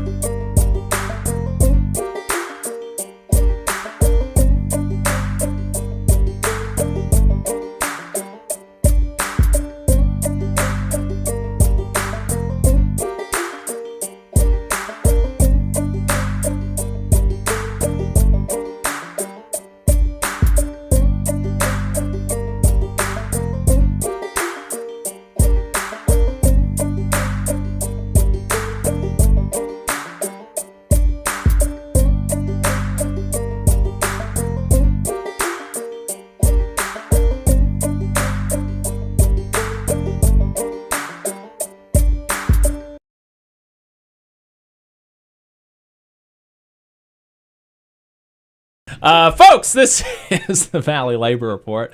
My name is Jacob Morrison, here with Adam Keller and guest host Whitney Washington.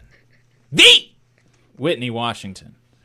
I just saw this from this tweet from friend of the show, Maximilian Alvarez, friend of the show and voice of the Valley Labor Report, Maximilian Alvarez, talking about a Chick-fil-A summer camp in Louisiana where for the low price of $35, your kid will be able to learn dining room host and customer service skills, learn how to take a guest order, learn how to bag a guest order, tour the kitchen, and box their own chicken nuggets. I mean, and they're only going to accept 30, so sign up quickly, folks. This limited time offer will not last forever. I mean, wow. I mean, is that a day? Because childcare is very expensive. I was about to say, hell. I feel like people would actually like sign their kids up for like free labor for Chick-fil-A if it meant like only $35 a day. Right? Does that include chicken nuggets? Like, right? Like feed the kids. It too, does sound teach them the like skills. it does sound like it includes. Granted, their they have meals. to cook their own nuggets, but they may have to box them up themselves. Well, no, they get to box their own nuggets. They can't cook their own nuggets because operating a manual deep fryer is a hazardous occupation according to the Fair Labor Standards Act. Right, and surely no one would. Violate the Fair Labor Standards Act. Not in surely. this country. Not in America. Not in Louisiana. Not for chicken. That would never happen. Not for chicken. Yeah, the poultry industry famously good on child labor. So it does look like it's for one day, 3 sessions to choose from: July 22nd, 23rd, or 24th. From 9 a.m. to 12 p.m. It's only for 3 hours. What the heck? That's crazy. That's not even a full day of childcare. That doesn't. Yeah, that's a terrible deal. Terrible deal. I would get a better deal. They need to hire me as a negotiator. Okay, so anyway, we've got a caller on the line. Let's bring them on the air. Caller from a 512 area code. What is your name and where are you calling from? Hello, I'm Reese. I'm calling from Austin. No union affiliation. Reese from Austin. Appreciate you calling in. And we got your voicemail. We were going to be responding to, we had the voicemail lined up to respond to, but figured since you called in, we'll go ahead and just bring you on. And your voicemail was about the Amazon Labor Union affiliation with the Teamsters. And so I'm assuming that's what you wanted to call in about. So what's on your mind? Yeah, I just figured I was live, so I might as well call in. But so like I kind of think that this Teamsters affiliation is like, it feels like it's subverting the election. Is really sort of my fear here. Like I sort of get the vibe that the existing president of the ALU wants to sort of like is scared he's going to lose power, and so is trying to like basically set him up for success by affiliating with the Teamsters. And like that just, I don't know, doesn't sit right with me. I mean, maybe those fears are unfounded and it's just normal, but I can't help but think that it's a bit suspicious.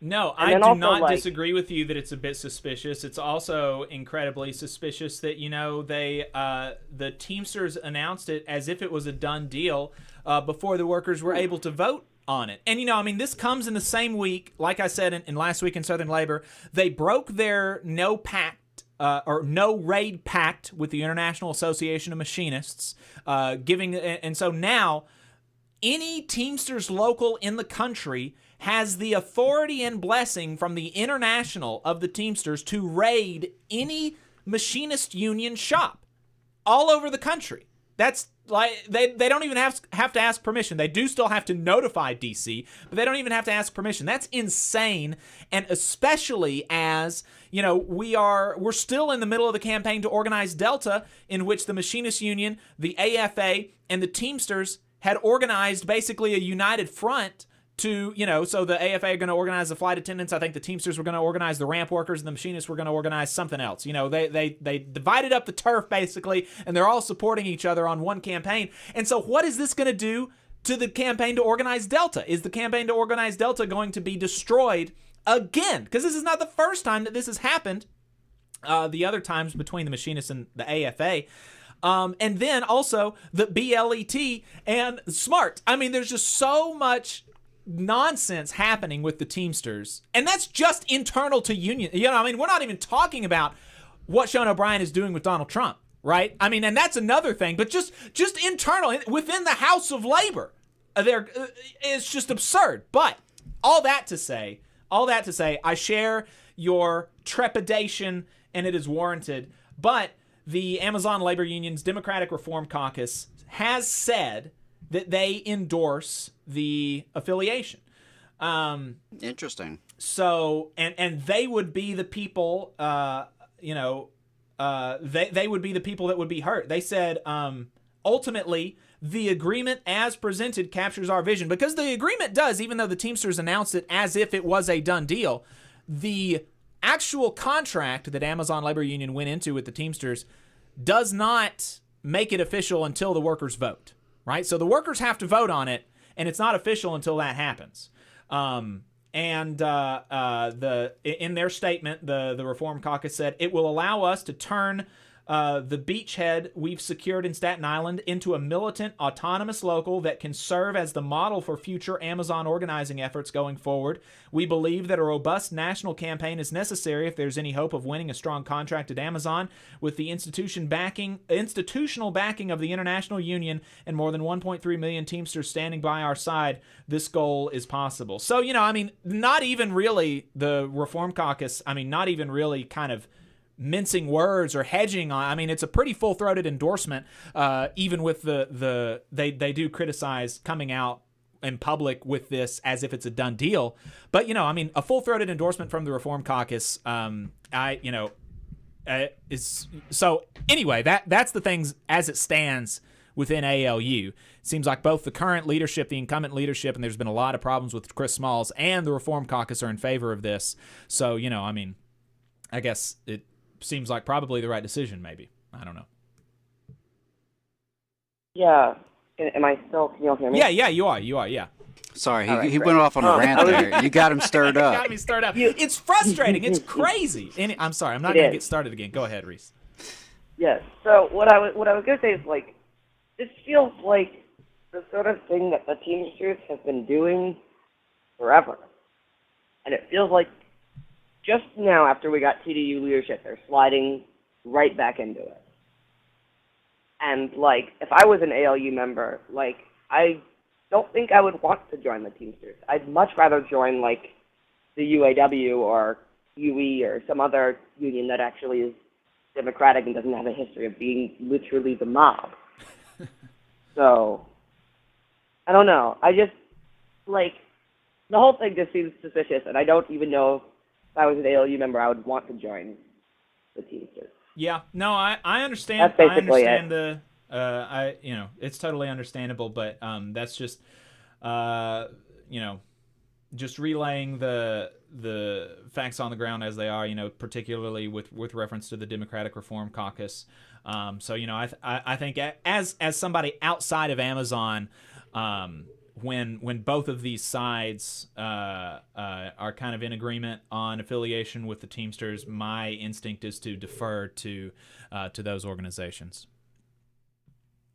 And I do think that they need to affiliate with somebody.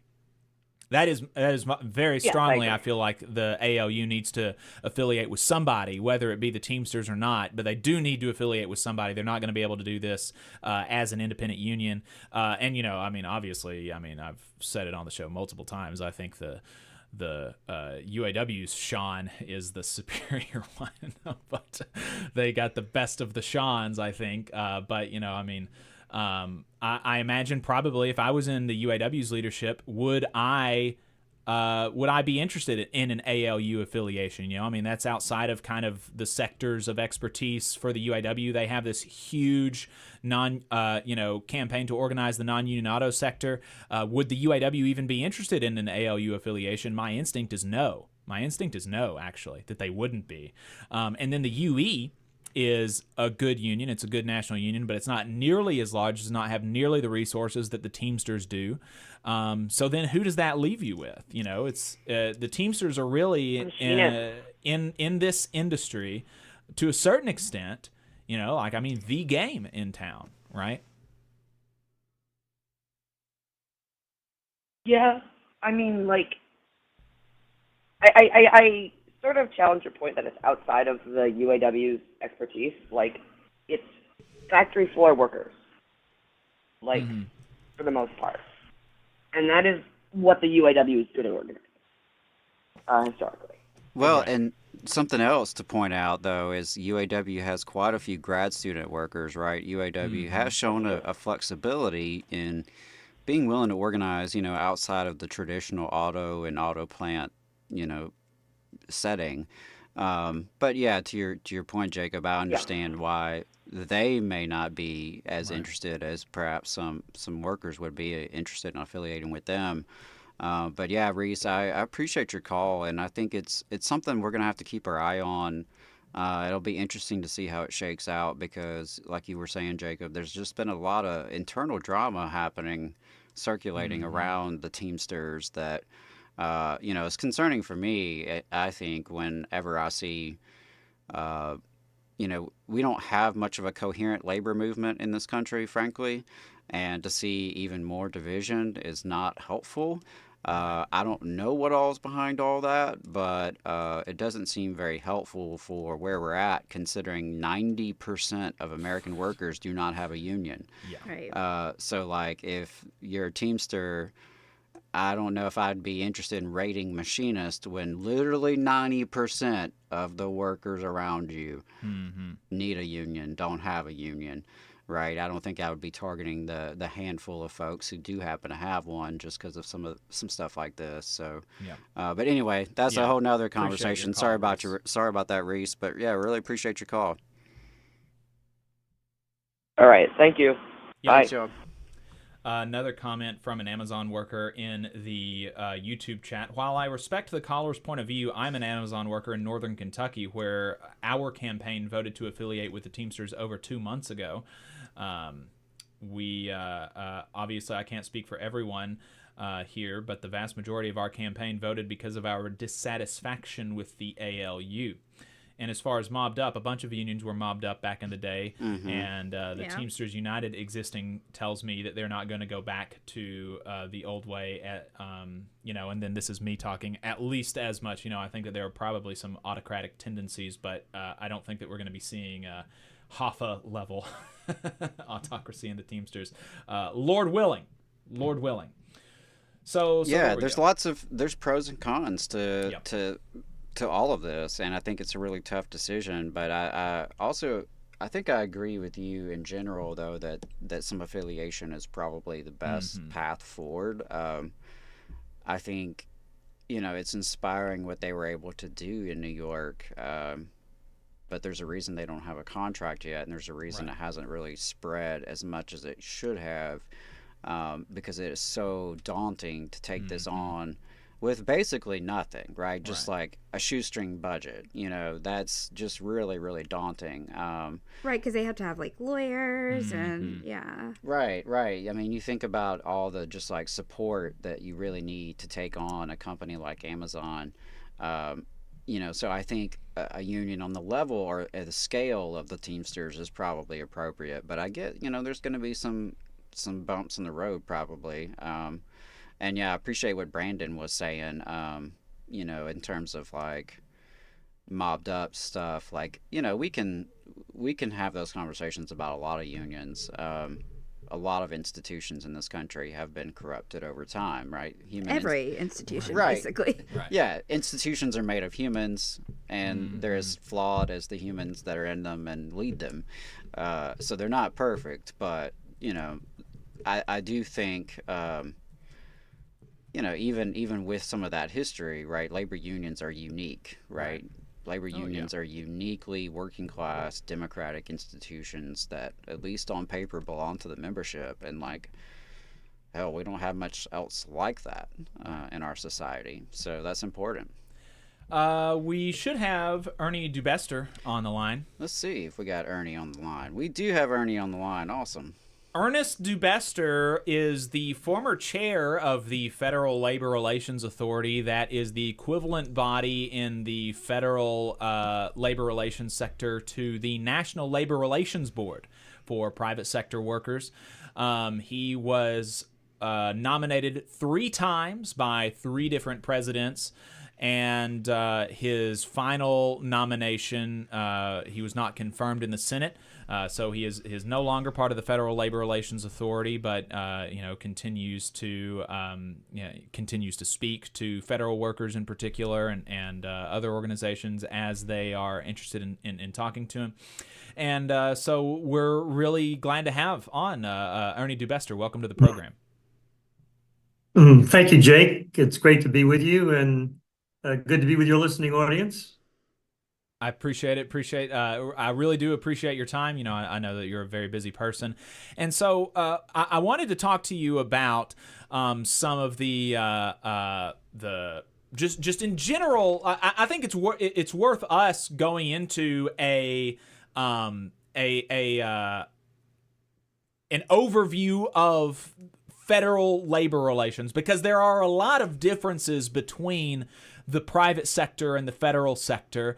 But then maybe a good introduction to that will be if you could explain to the listeners what it means that you were not reconfirmed to another term on the FLRA. What does that absence, it's not even like it's that it's you personally were not confirmed, right? It's that there's an empty seat on the FLRA. And so what does that mean for federal workers? What are the real ramifications of that? So let me start with just kind of a broader general context. I have the brief pleasure to be listening to your prior conversations that have brought back reflections on my professional life and career. And just so your audience understands the context from which I speak, in addition to just my age and length of service and experience in labor management relations. So I've worked under all 3 of the federal labor management laws, collective bargaining laws, starting with the one that oversees the private sector, and that's the National Labor Relations Board. I've also worked, and I think you were discussing this briefly, I also have worked for many years under the other law, the oldest federal collective bargaining law, which happens to just govern the transportation sector, railroads and airlines. And that is the most unique of the laws. And then, of course, I spent many years working in the federal sector. And as you pointed out, there are significant differences. A lot of people generally say that the federal statute, which is the newest of the 3 laws, is modeled loosely on the National Labor Relations Act, and that the Federal Labor Relations Authority, as you said, is modeled on the National Labor Relations Board. That's very generally true in some meaningful respects. But as you also suggest, there are also some practically significant and meaningful distinctions. And I would just say briefly, going back to when the federal statute was enacted in the late 70s during the Carter administration, that was because the discussion was mostly around what I would call a public policy debate over what I call the unique attributes of the public sector generally and the federal sector specifically. So what are they? What's the most important one? Well, let's start with scope of bargaining. In the federal sector, the scope of bargaining is significantly narrower than the private sector. Number one, there's no bargaining over any matter that's covered by a uniform federal law or regulation. the best examples would be wages and benefits. In the private sector, as you know, wages and benefits tend to be the two primary issues of negotiation and are usually the two issues that create labor management strife, if you will, and disruption. In the federal sector, though, they're not bargainable. So the narrow scope of bargaining is meaningful for that reason. An additional reason is in the federal statute, and I have it here. If those of you who have ever seen me before, you know I always have the federal statute with me. Here it is, if you can see it at all. I have it with me today. But the federal statute has a very specific, fairly detailed management rights provision. And that gives very broad authority to the management side to exercise those rights in a pretty unrestricted way, with a couple of meaningful exceptions. The statute allows unions to negotiate procedures that will be used for implementing any kind of changes that are based on a management's exercise of its rights. And then secondly, the union has a right to negotiate appropriate arrangements for federal employees who are adversely affected by these proposed changes, and devise arrangements that will, if you will, lessen, target, and mitigate the harsher effects. So that narrower bargaining is a big difference. Now, having said that, I would say to your audience, particularly those of you who are union officials or stewards or just employees, the right to bargain in the federal statute is still very, very meaningful. There are a lot of things that can be done and discussed, and moreover, the principle that's reflected in the federal statute is identical at in the private sector, which is mainly that workers and their union representatives have a say at what goes on in the workplace. And so that's very, very meaningful. And Right. so then in addition, what I would say is in the federal sector, as probably most of your listening audience knows, under the federal statute, unions and management, but unions don't have the right to resolve differences or impasses in bargaining, if you will, through the use of economic weapons. There's no right to strike. Now, instead, there's a unique provision in the statute to provide the basis on which collective bargaining impasses can be resolved. And that's with an entity for which there is no counterpart in the private sector or the transportation sector, called the Federal Service Impasses Panel. And the Federal Service Impasses Panel under the statute has very, very broad authority to decide when an impasse is brought to them, how the matter is going to be resolved. Different impasses panels, often depending on the particular administration in the White House, have chosen different methods. But basically, the two ways to go are, obviously, you can go through something like an arbitral process, or you can go, as the current panel's gone, and as it went during the early years of my tenure, through a process that involves mediation first and puts an emphasis on the parties themselves trying to resolve their dispute voluntarily. And that's a process I always favor.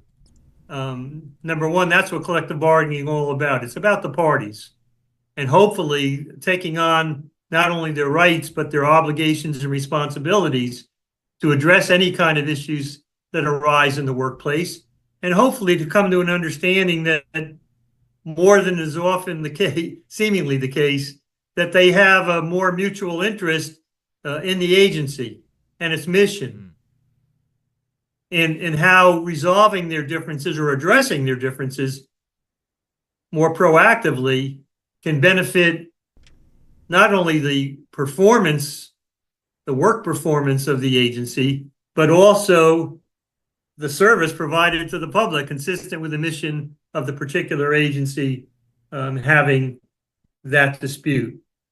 And then the other significant difference I'll just mention, and particularly meaningful for your audience who work in the federal sector, and I appreciate you, and especially those who happen to be on the union side. Under the federal statute, there's no right, as there is in the private sector, in transportation sector, to what we call union security. What do we mean? That's the ability of unions to support their representational activities by tendering dues and fees from their union members. There is no right to that in the federal statute. That is huge. Again, in the private sector, that's the way in which unions are able to support their existence and provide the services and exercise the responsibilities that they have to their membership. But what is there in the federal statute instead? In the federal statute, as an alternative to that, they have the concept of official time. And under that, unions are entitled to give their representatives, their officials, time off, if you will, but official time to engage in representational activities, such as collective bargaining, such as processing grievances and going through the grievance arbitration process. It doesn't extend to non-representational activities that are solely in the union's interest, so it would be argued, such as things like lobbying activities.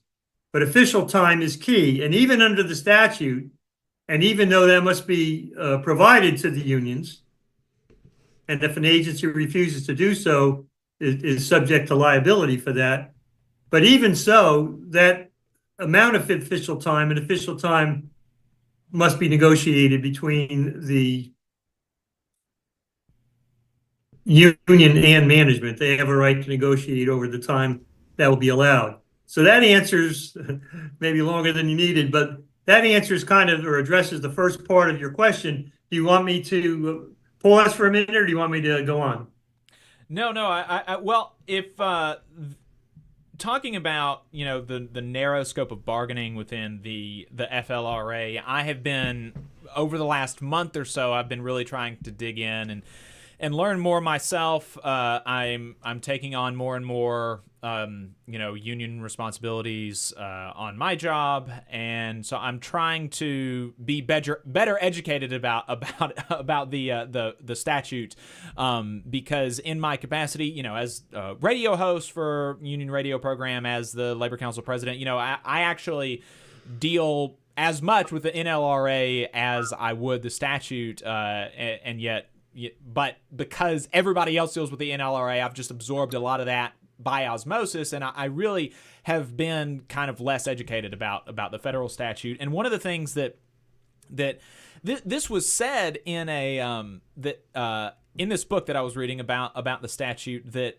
and you mentioned that unions can bargain over like the implementation of management rights, but unions are not allowed to encroach on management rights insofar as negotiating or putting forward a proposal to not do a thing, right? And so the example that the most extreme example that this book gave was the example of changing job duties of, a bargaining unit that included both electricians and plumbers, and the management saying, you know what, I want the plumber to do electrician work, and the electrician to do plumber work. This new job title is going to be called plumtricians, and I want to do this. And apparently, according to this author, the union cannot put forward a proposal to say, don't do that. That's crazy. That's bonkers. Don't create plumtricians. Apparently, the union can't do that. They can only bargain over the implementation. And so saying okay, look, if a plumber's going to be doing electrical work, they need to have the proper training, and this is exactly how that's going to happen.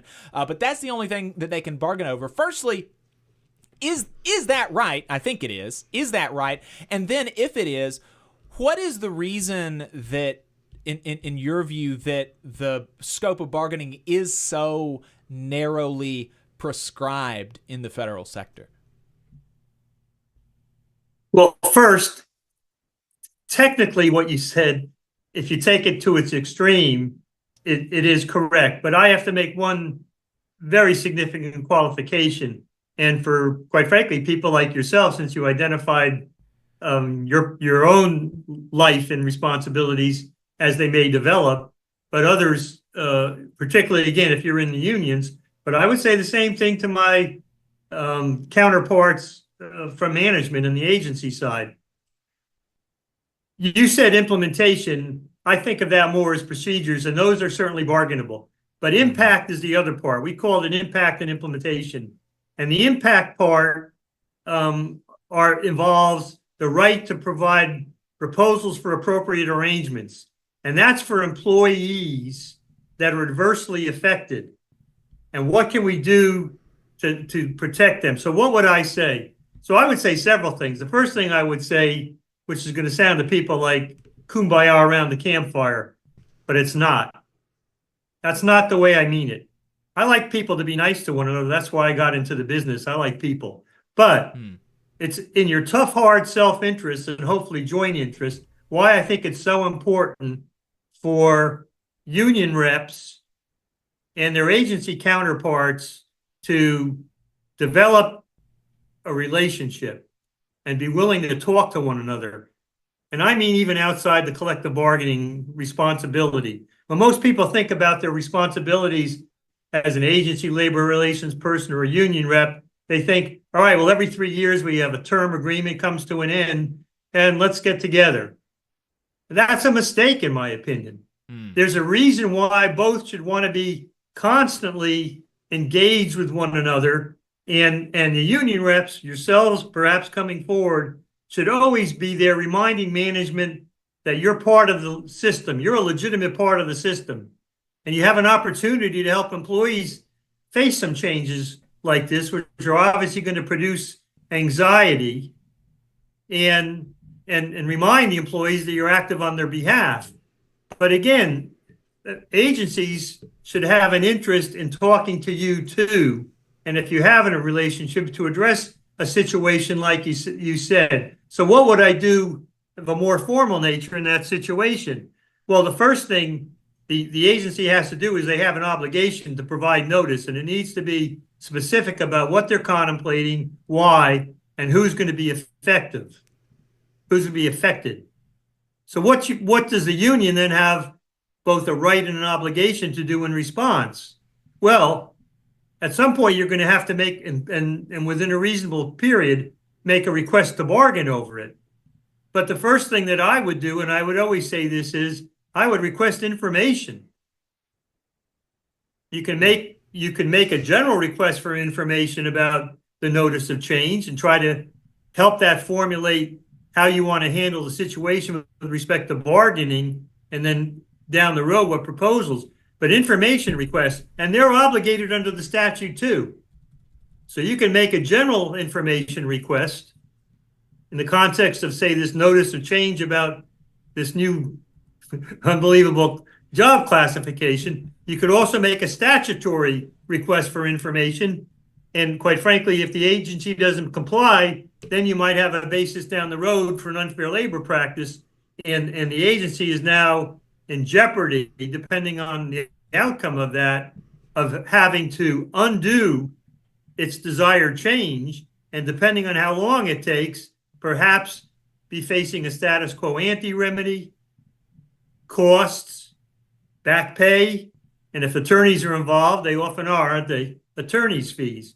So again, what I would say is if you have a collective bargaining relationship, try to avoid all these delays, try to avoid these costs, and hopefully get in front of it and sit down and chat. I would also ask for a briefing. I would ask to be briefed by the agency on their proposed change.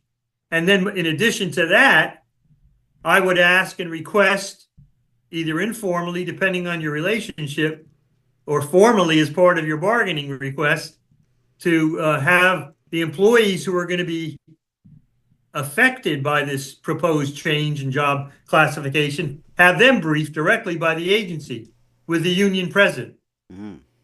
So for starters, I would say, don't overlook, procedures are important too.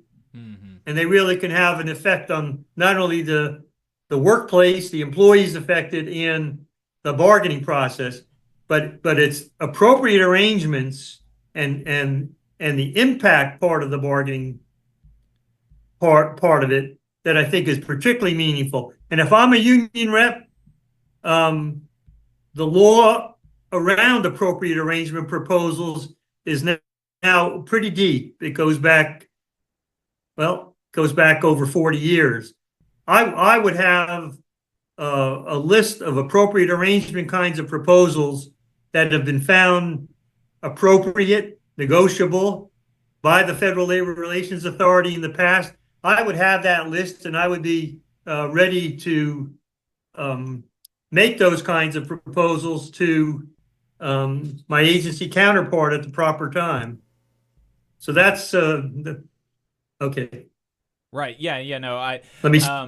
And that was some of the suggestions in that book that I was reading. And it's all like you said, it's all very important. And any step that you can take to kind of mitigating the disaster of having plumtritions, I think should Okay, there you go, plumtritions. I couldn't remember what you said. Yeah, but it's just it was bonkers to me that we couldn't just say you shouldn't do this. Actually, you should just straight up not do it. That's but nevertheless, it is what it is, I suppose. So could you go into maybe a little bit more detail or is as far as the scope of bargaining? So, you talked about some of the things that can be bargained over in the private sector, but can't be in the federal sector. And particularly one of the things that you can bargain over in the federal sector is working conditions. So could you give us a working definition for working conditions? What does that mean, and how do I know that okay, this is something that you're doing that I can bargain over? What are working conditions under the statute? Yeah, well, there's a definition there which I think is useful, and I'll see if I can pull it up. The term of art, which uses working conditions as part of the definition, is conditions of employment, and conditions of employment are pretty broad, and so that's why I would say don't overlook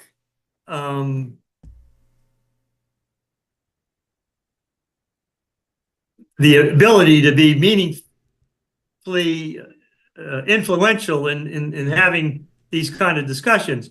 But there is, beyond what the statute says, and I could read it to you, but I don't think it is particularly means performing. It's conditions of employment means personnel policies, practice, matters, whether established by rule, regulation, or otherwise, affecting working conditions. And again, working conditions for me are anything that affect an individual employee's work life. I mean, that's not saying much. So, for example, overtime. In many work situations, the way overtime opportunities become a big consideration. How is that going to be applied and administered? That certainly is a working condition and a common one that needs to be addressed in negotiations. So a union has an interest, and we say these in words, with a lot of different things there. They want procedures for how it's going to be used. They want to make sure it's applied and offered in a fair, I would say, fair and equitable manner, and uniformly. And situations like even performance appraisals and ratings, and particularly when they're used for promotion advancement into other positions. The same thing. Those are working conditions, often comes up in the federal sector.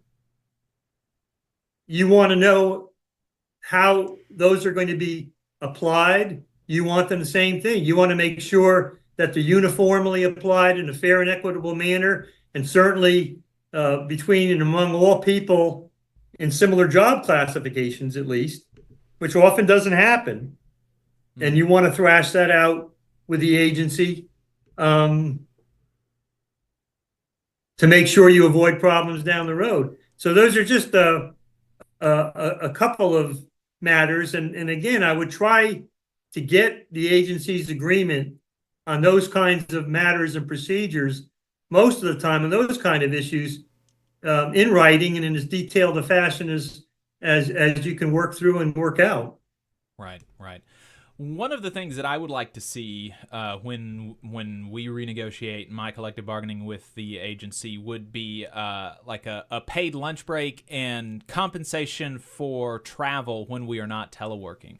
So I have a 15-minute commute. Other people have a much longer commute, but I think 15 minutes is probably something near the median. So are those things that could be negotiated into a contract, a paid lunch and a 15-minute both ways, 30-minute total commute, being paid for the commute? Is that something that could be done? It depends on how the context, arises, I guess I would say. And I guess in today's world, travel, in particular, may be an issue because so many workplaces generally, but federal sector workplaces, of course, are going to alternative work schedules and a lot of remote schedules with requirements of coming into the office. So again, I think the answer is that they can, and hopefully the agency would be willing to do that. But what would their defenses might be?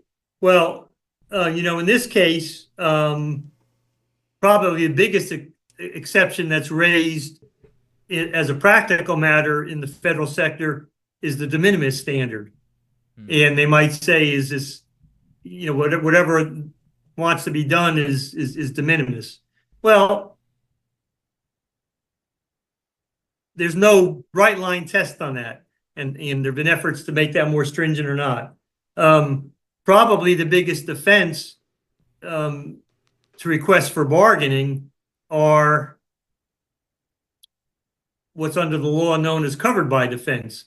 My guess in your situation is you're looking to initiate discussions over these concepts, and there's probably not going to be anything in your existing term agreement if you have one. So, and that's another complication. So, I would try to tailor those proposals as best I can to characterizations that really are, in a practical sense, beneficial, if you will, for the why does this help the employee as well as the agency do his or her job better?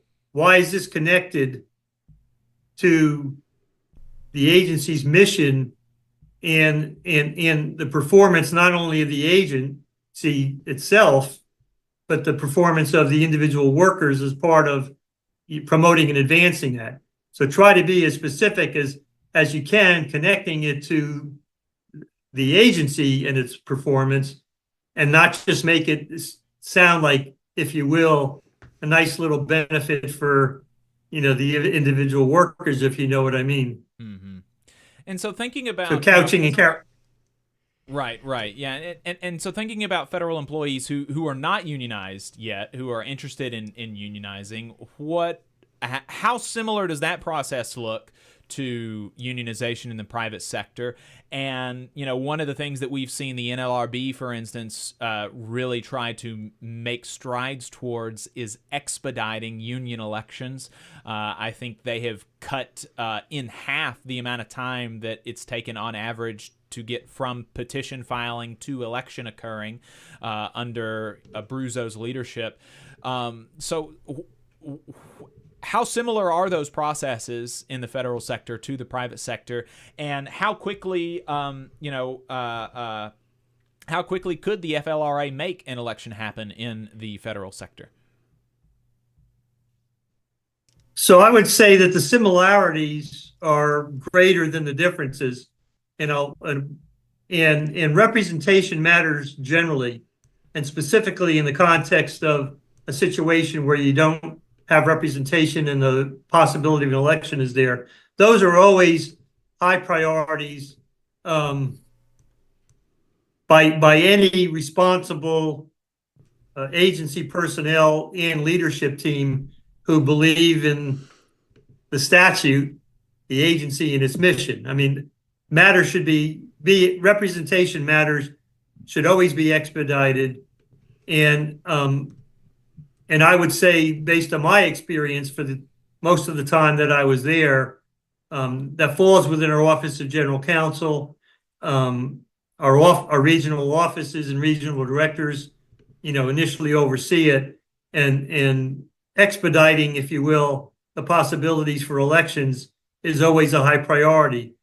As you may know, one difference, though, between the two sectors is that in the private sector with the NLRB, one issue that's been debated over the years in an attempt to, if you will, expedite representation has been card check, authorization card check certifications as well. The federal sector does not allow for that.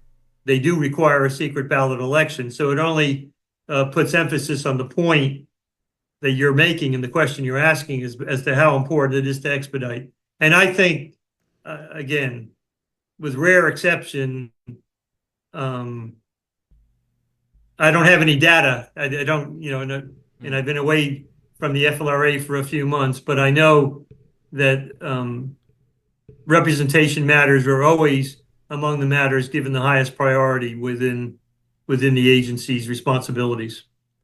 And so you spoke to the FLRA's prioritization briefly there, that election matters, representation matters are considered pretty highly. Whenever other cases come before the FLRA, how does the FLRA prioritize other cases? Is it kind of like representation first, and then collective bargaining second, and then grievances third, or what's kind of the general rule of thumb for the FLRA as they decide what cases to take up? So I'd say a couple of things. First, like the NLRB, just for your listening audience to clarify, representation matters and unfair labor practice matters are very similar, identical to the way the NLRB handles it. But we also have negotiability disputes, which is a unique category of cases unique to the federal sector, or the public sector at least. And then we also handle appeals from grievance arbitration awards. We sit as a surrogate for the federal courts in the private sector to handle any appeals, if you will, or exceptions taken from arbitration awards. And that's a huge category of cases in the federal sector. Representation matters are always the highest priority, and there's a statutory deadline for us to try to expedite and move those, as well as within our own regs. But I would say over time, the way other cases are prioritized really depends on the current leadership teams, members like myself and who were there. Why do I say that? Well, for example, when I came into the FLRA initially in 2009, unfortunately, we had a huge backlog of cases, and we needed to get rid of it, and we strove to do that. So one of the discussions was, do we try to get rid of our older cases first, or how do we deal with cases that are coming in right now every day? And we tried to come up with a blend of that. We didn't want to ignore the matters that were coming in fresh, simply at the expense of getting rid of the backlog. So we tried to harmonize it. We came up with a plan, and we actually submitted it to case reduction backlog plan. We submitted it to Congress and OPM, where we tried to blend it together, and we used the resources of staff. We certainly were looking to whittle down, going back to our oldest cases that were part of the backlog, and get rid of them little by little, while also doing a percentage of the cases coming in fresh. And we did get rid of the entire backlog within, I can't remember how long, about a year and a half. But different members are going to have different perspectives and vary, I'm sorry to say. And so there's beyond that no rhyme or reason. Right. And so, I think this would be a good place to wrap up with as it relates to the makeup of the FLRA. With your not being reconfirmed, there is an empty seat on the authority. The general counsel's office is also vacant. And this is the body that's responsible for administering federal labor law. So what does that mean for workers like me, or just rank and file workers in the federal government, union officers in the federal government, even potentially management in the federal government, that we have an empty seat on the FLRA and the general counsel office being vacant? Yeah, I would say the impact and the considerations and the concerns are huge, and anyone who cares about the federal sector, as I do, who believe in the virtues, even the nobility, I would say, not to exaggerate, of public service, working for the public service, should be very concerned. And what I would say is one distinction that I've made, and I've been in this business a very long time, since Jake was on, God bless you, since long before you were born, even. I have almost 50 years of labor management relations experience, worked at all 3 federal agencies, was in a leadership position at one of the other agencies as well. It was a privilege. But I would say that, a lot of people, the average person, to the extent they care about nominations by presidents and confirmation by the Senate, they think about the Supreme Court, and maybe they think about judges, and they overlook the impact of people appointed to various agencies. And if you're in the labor management relations world, and again, the federal agency is one of 3 agencies overseeing only one of 3 laws, the impact of not having people like myself, and it's not about me, but not having a full complement of members. And one of the main things we do is sit in a quasi-judicial capacity. Not having a general counsel who, like the NLRB, is one half, if you will, of the agency, with the ability not only to handle representation matters, we just talked about elections, but also to investigate and decide whether or not to issue unfair labor practice complaints. You keep that position vacant, you're really neutralizing the agency. And what I would say over time to people is this, and this is what I've said. In my entire professional life, I've seen instances where you have disagreements, let's say, between labor unions and management. And those are understood and acceptable. In the business of labor management relations, there's an understandable arena where you come to expect that. And that was often reflected over past decades by the nature of appointees you might get, say, from Republican presidents as opposed to Democratic presidents. Now, I'm afraid what you have to look at is this just a labor management issue, or is this really just an attempt to destroy the agency? is this just a reflection of the fact you don't believe in this statute? You don't believe in that mission. And I think that's what you have to look at. And to me, that's really a shame, but that's worth fighting over, quite frankly, and working hard to defend. So you have to, those who have concerns about that, you need to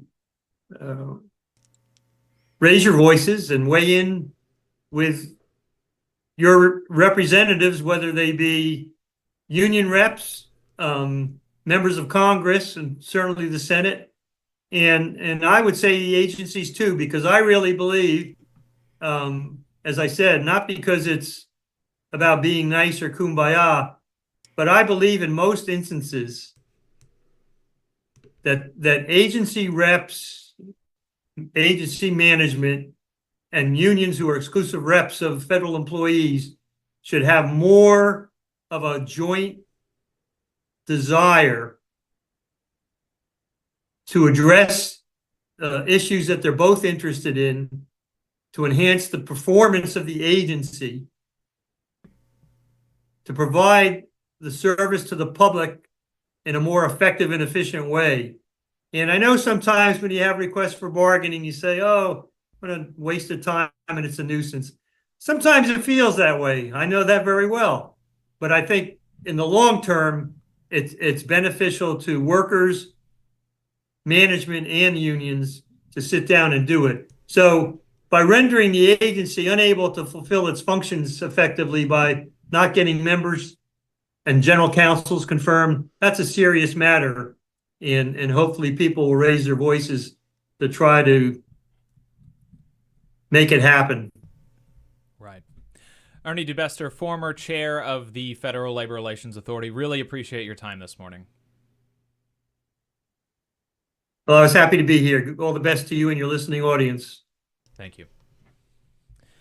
All right, folks. Like I said, that was Ernie Dubester, former chair of the Federal Labor Relations Authority, appointed 3 times by 3 presidents to the agency, and apparently has served in all 3 incapacities, administering all 3 of the large labor relations laws in the country: the RLA, the NLRA, and the federal statute. I did not realize that. So really appreciate his time, and maybe look forward to getting him on again sometime.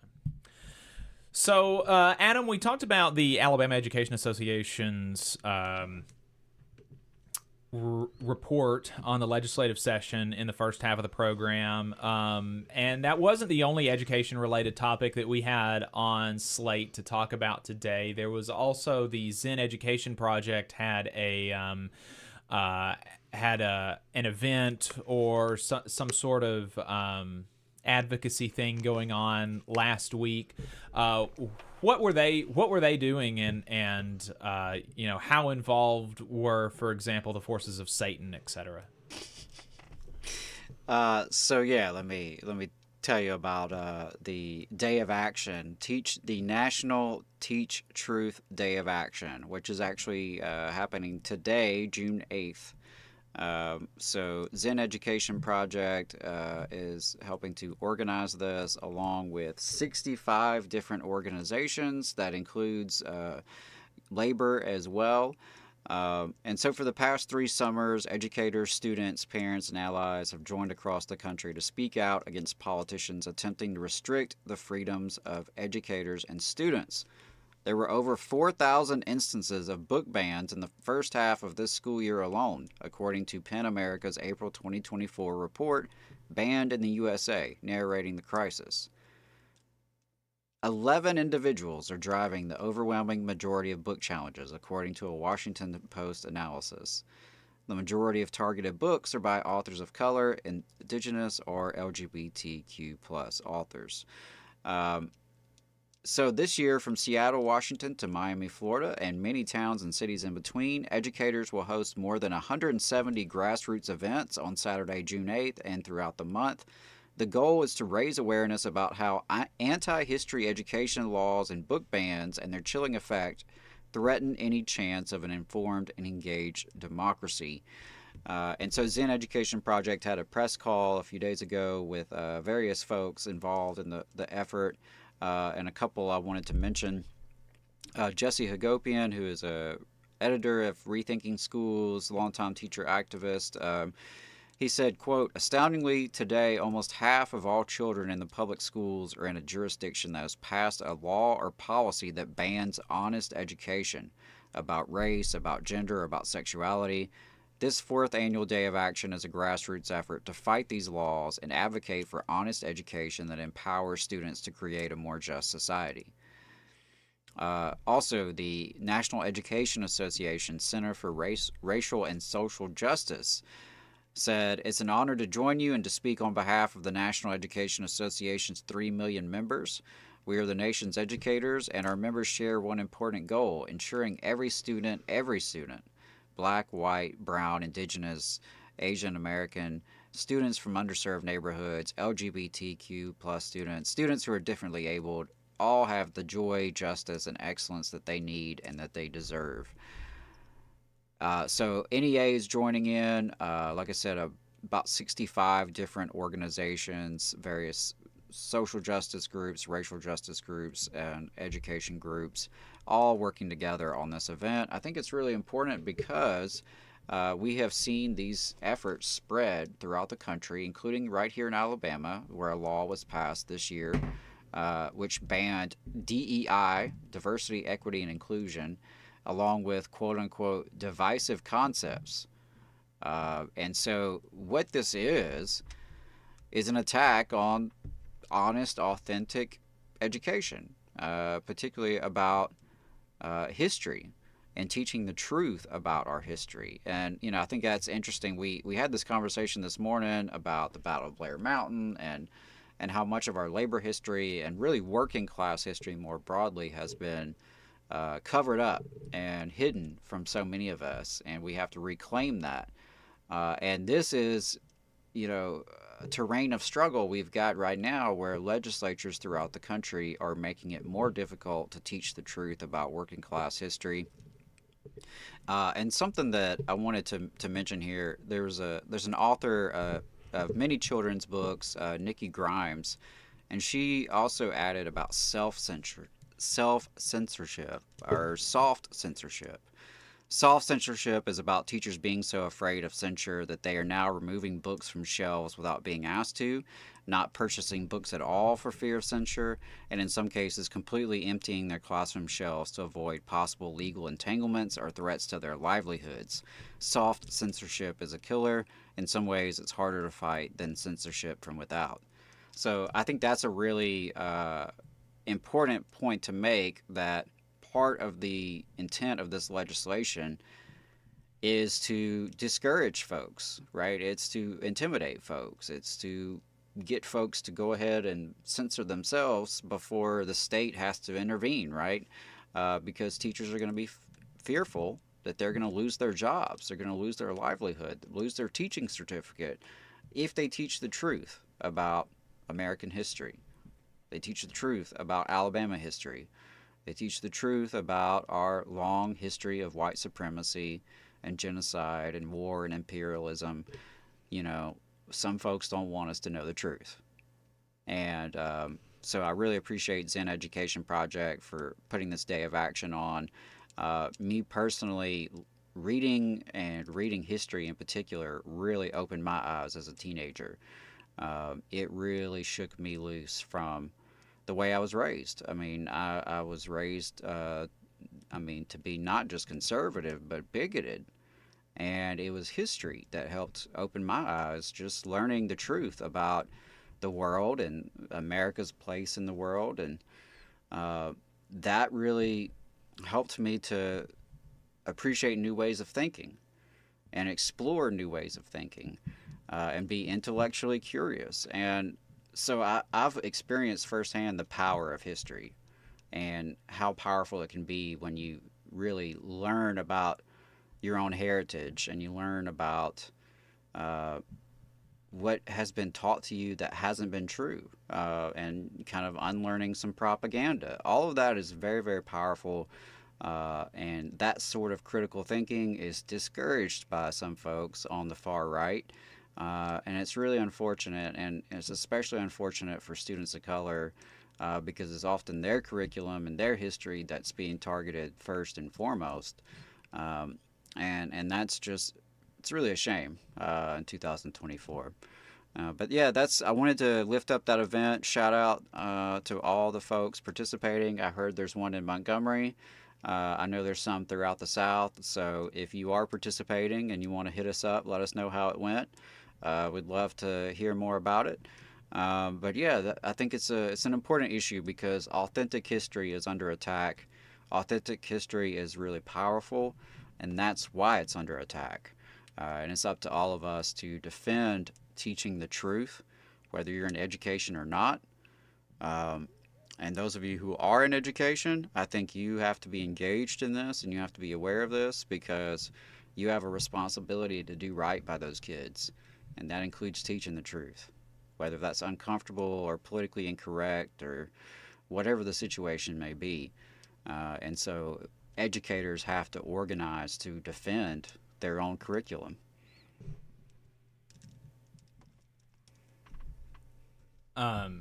Whitney, did you have any thoughts on that? No, I think you put it beautifully, Adam. And I was sort of thinking when he was talking about Blair Mountain, how I also think it's very intentional that they erase sort of like the multiracial organizing that was happening, and that is historically how like really important movements have happened when like different groups come together. It isn't just, purely one group uplifting themselves. It's we all have to do this together. And I think that history especially gets erased, especially with the way like Alabama teaches like civil rights history and things like that. Yeah, I mean, it's true because like if there's any takeaway from American history, if you look at it, for me, the biggest takeaway is that every inch of progress we've ever had, we've had to fight for. It's taken people power, diverse people power, to your point. People coming together against their differences, uniting around their common interests, and building a movement big enough and strong enough to bend politics in our direction and to bend society in our direction and tilt the balance of power a little bit better towards us. And that's really the long arc of American history, is that push and pull between, the forces of humanity and the forces of greed. And it's very troubling to me that there are so many young people today who, and it's not just today, I think in some cases maybe it was worse previously, but so many young people, leave American history classes without that basic concept. Right, that active citizenship is what has brought us everything that we have. The decline of it is the source of the crises we face, right? And so coming together, building people power, that's how we've made progress in this country. That's the big lesson in American history. And for obvious reasons, that is a scary lesson for some people to be taught these days. Yeah. Right. Obviously, the powers that be, those who benefit from this system as it is, don't want us to know that heritage. They don't want us to know that our ancestors came together across differences that were probably seemed a lot bigger than the differences we have today. They don't want us to think about how our ancestors fought back in situations that were tougher than we have today. And that workers have organized under conditions far more grueling than we experience now, and fought back against anti-union opposition that was far more violent than we have today, right? Like we have really brave, courageous heroes throughout our movement of just, these are everyday people, right? Though they're not heroes from on above. These are just everyday people who are willing to sacrifice because they knew it was the only way to make their lives and their communities better.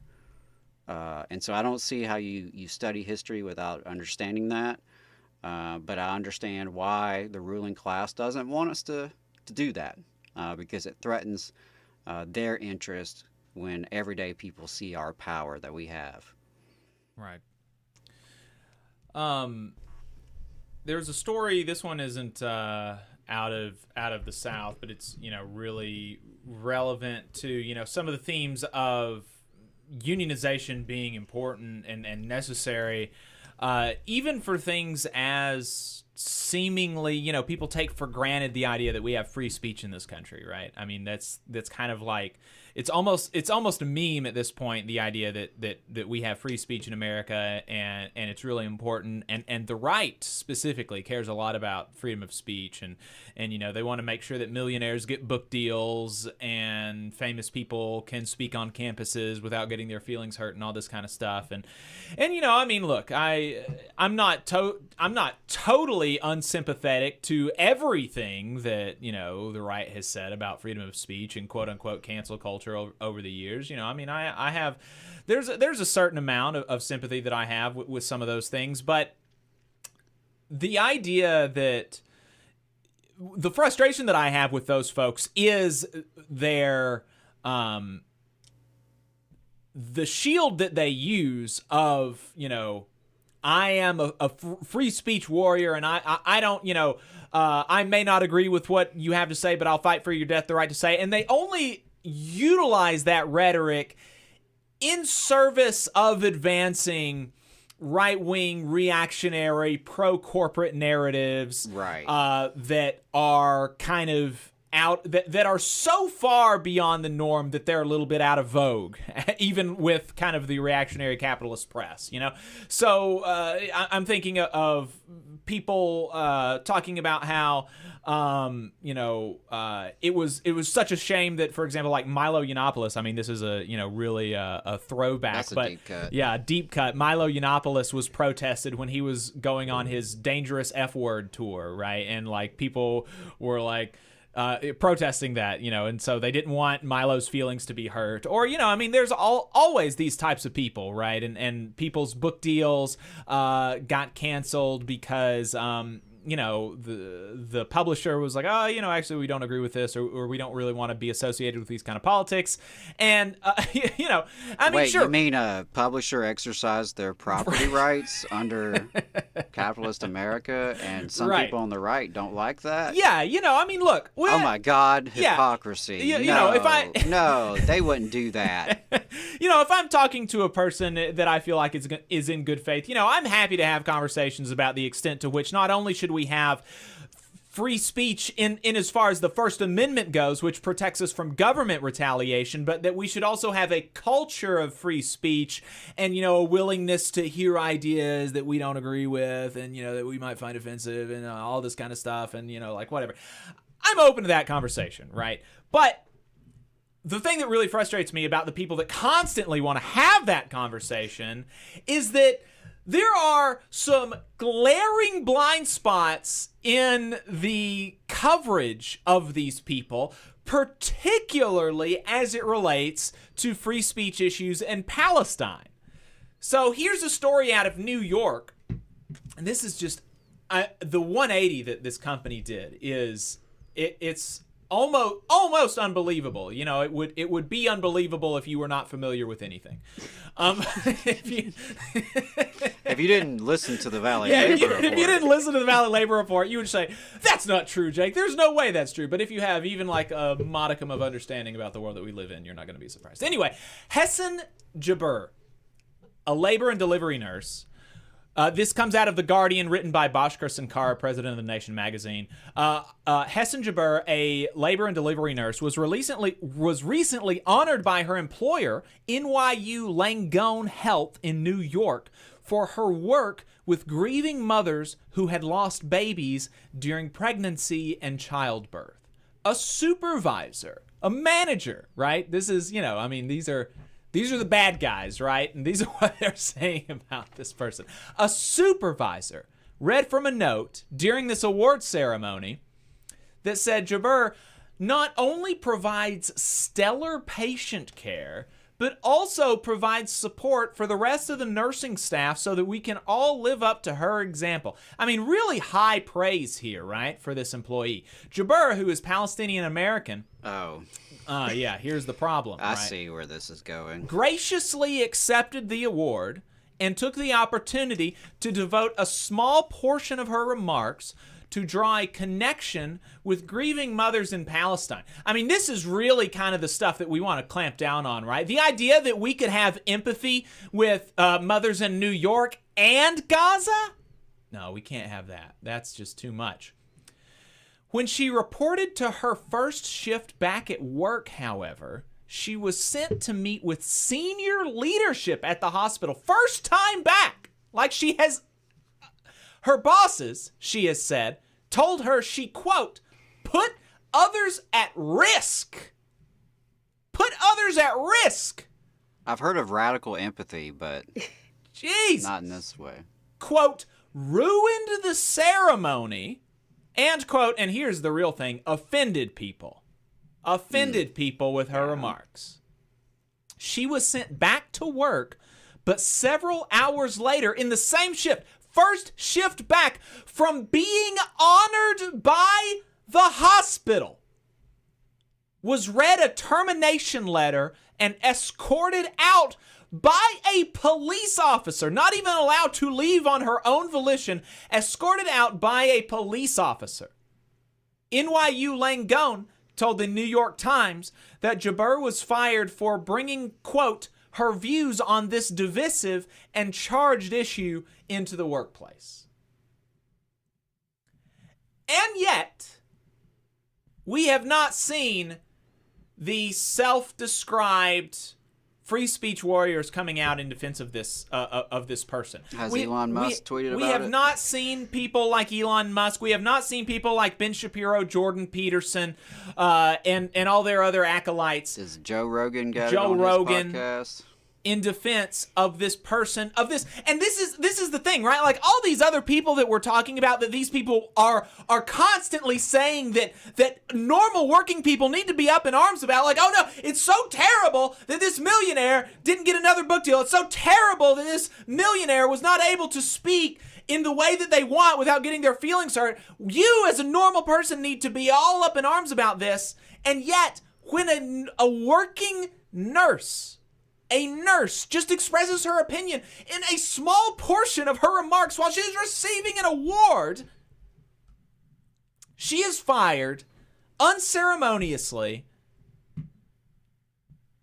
and none of these people give a damn, right? I mean, this is the problem, and this is why I really have no interest in actually those kinds of things, because the people that are constantly pushing this are, I mean, they're not genuine. They're not sincere. They're not acting in good faith. And so that's why that's why I'm not going to be devoting my time to these types of kind of free speech type culture war issues when it's not concerning a working person, right? I just, there are plenty of people out there defending millionaire right-wing freaks, right? They don't need me. Yeah, but people like Hesson Jabeur, nobody is out there talking about none of these types of people are out there talking about how this is just an offense on all, any standard of human decency that you can conjure.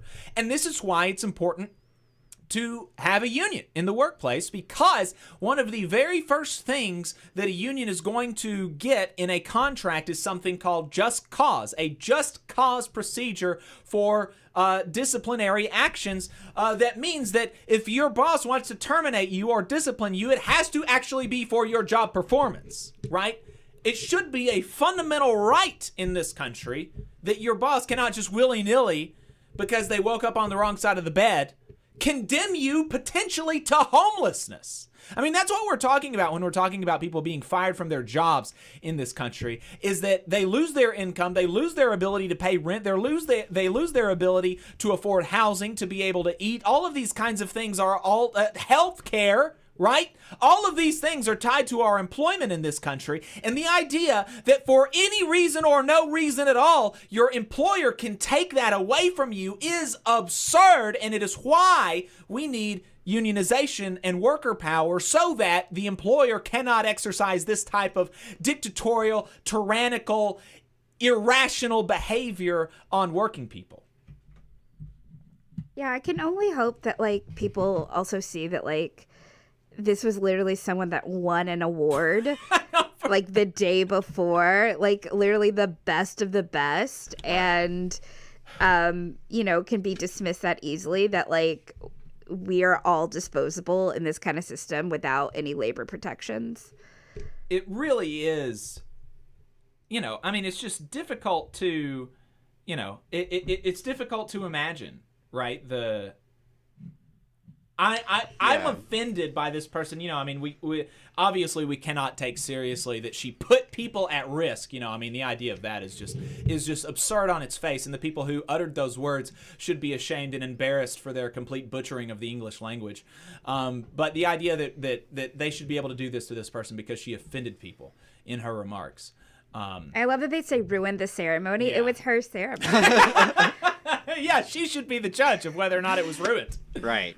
It was literally for her and her great exemplary work performance. The reason you pay her to be there, by the way, to do those things that she does so well.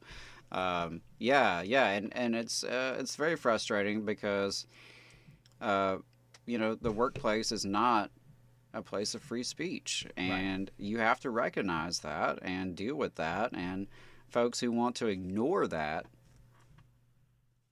they are acting in bad faith. I mean, that's just all it is to it. Like you said earlier, it's not a surprise that, like, every time they're defending controversial free speech, it always happens to be, like, some bigot, right? Mm-hmm. Some fascist. Right. Where are you out defending communists and anarchists who are saying crazy stuff? Yeah. Or stuff that you think is crazy, right? Where are you defending them? Yeah, it's really bothersome, but, you know, I really hope that this sister finds some kind of defense. Like, I hope folks come to her aid. This is a situation where mutual aid is really important. And because you're right, she needed a union. Mm-hmm. But in the absence of that, I'm hoping community can kind of rally behind her, because this is such a clear example of... I mean, one of the most egregious things that I've seen stuff like literally this. The same day you get the award. It's just bizarre. I mean, like your first shift back. I mean, it's just it's very, very. And troubling. I mean, for the people that do you know, because there are normal working people who have these concerns, like on the right about, you know, I want to be able to say like politically incorrect things and not be fired, and you know, like for normal people like that, right? Like, you know, I'm not going to spend any time devoted to like defending millionaires, but you know, look, I mean, if you have a union, actually, typically your union is going to say like, okay, yeah, you know, look, I mean, wow, this guy, he's an asshole, and wow, that was a really dumb thing that he said, but you still can't like make this guy homeless. You know, you still can't fire this guy. And I have known unions that have gone to bat for, you know, like, quote unquote kind of conservative politically incorrect thing, and that's actually typically the norm, right? Yeah, I mean, free speech for everybody, that's actually the union position that you do have. Yeah. You know, if you're not actually threatening people at your job or making people, you know, genuinely feel unsafe, you know, your union is going to say like you should have free speech, you know, outside of work, and you know, you're not being all this kind of stuff, you know, your union's going to stick up for you. I don't know. It's just so frustrating. It's unbelievable, this kind of stuff. Yeah. I just really hate to see that happen. And you know, Palestine is definitely an issue where you see that hypocrisy. Yeah. It's been interesting to see that, like, I think the popular consciousness has changed a lot on this issue. Yeah. Over the last few months, but just the past few weeks, honestly. Yeah, it seems like more and more folks are kind of waking up to what's really going on there, but there's still such enormous pushback from the establishment that people are still being targeted and retaliated against for speaking up. You know, and that, I don't know, it shouldn't be controversial to recognize that some people who are born halfway across the world are just as human as we are. Mm-hmm. But that's a very controversial statement in some circles. And we should really applaud this person, because I imagine she was familiar with her workplace and knew that there was probably some risk of retaliation, even if it wasn't, you know, being terminated. But that there was like some risk by saying that, but that it was important to her to say that. Right. She had a platform. there was a clear connection, right? She was speaking on behalf of grieving mothers. How could she not think about that? Right. So, yeah, sending solidarity to her for sure. All solidarity to her. And speaking of Palestine, you know, the other big kind of labor story around Palestine is obviously the UIW Local 4811 strikeout at the University of California, where grad workers have been striking for some time in a ULP strike. And the University of California has now twice sought an injunction against the strike, and yesterday finally was able to judge shop and got a sufficiently anti-labor judge that they were able to secure an injunction against the strike, limiting picketing and such things. And the UIW Local 4811 is saying that on Twitter they released a statement last night saying that the struggle's far from over. After 2 failed injunction requests with the PERB, that's kind of like the, you know, so there are multiple systems of labor law in this country. You've got the federal sector, the private sector, the rail labor sector, and then state and municipal governments. And so the PERB is like the California state equivalent of the NLRB. Okay. So, after 2 failed injunction requests with the PERB, UC has convinced an Orange County Superior Court judge to order UIW Local 4811 to halt our lawful unfair labor practice strike until June 27th. Having twice failed to secure an injunction from the Public Employment Relations Board, PERB, the university today succeeded in their search for a more favorable outcome. The law is on our side, and we are prepared to keep defending our rights. So, it's unclear to me at this time if the UIW local is going to make the decision to go along with the injunction at this time, because it seems as if this injunction is not just limiting picketing activities, which is something that we're familiar with in Alabama with the Warrior Met strike. You know, they actually banned picketing. Another instance where we did not see these free speech warriors come out. You know, I never saw once, Joe Rogan talking about how absurd it is that Alabama coal miners were totally banned from picketing in Alabama. Never saw that, but that's something that we're familiar with here in Alabama. But apparently this seems as if it is an injunction against the strike itself, which means the government ordering people to stop withholding their labor, which is kind of a strange thing that the government feels like it has the authority to do.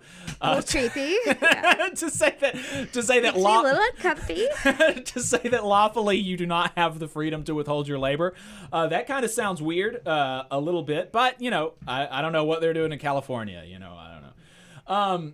But so right now it's unclear to me if this is if the UIW Local 4811 is going to go along with the injunction and try to abide by it for the time being while they appeal it, or if they're going to continue basically with the stance that this is an unlawful injunction request and we will win on appeal, and so therefore we're not going to stop our picketing activities in the meantime. We're not going to stop withholding our labor in the meantime. So it's unclear to me because this is so recent, right? I mean, this came out, yesterday afternoon. The statement from the union came out, something like 12 hours ago or a little over 12 hours ago. So, this is a very developing story. So it's not clear exactly where this is going to come from. But there has been some controversy around this strike with some, quote unquote, rank and file groups criticizing the union, saying that, the strike is not good enough, basically, which is just a super bizarre kind of stance to take publicly as it relates to the only union in the United States right now that is striking for Palestine.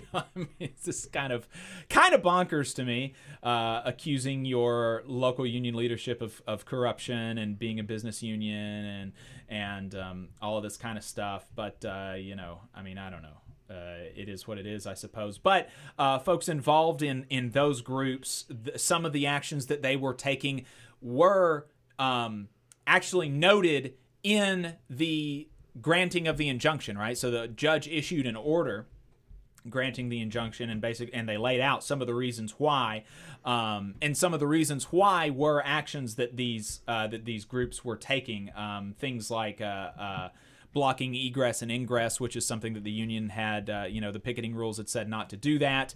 And there's some wiggle room there that you can take, but so anyway, it seems as if the actions of these groups were pretty front and center in the judge's ruling against the strike. And so that it's really unfortunate. Obviously, there are going to be judges that are going to be willing to issue injunctions like this regardless. But especially when it's not a democratic decision that everybody gets a say over, it's really unfortunate that, the actions of some people at least seemingly led to the judge being more willing and more apt to issue a ruling like this. So.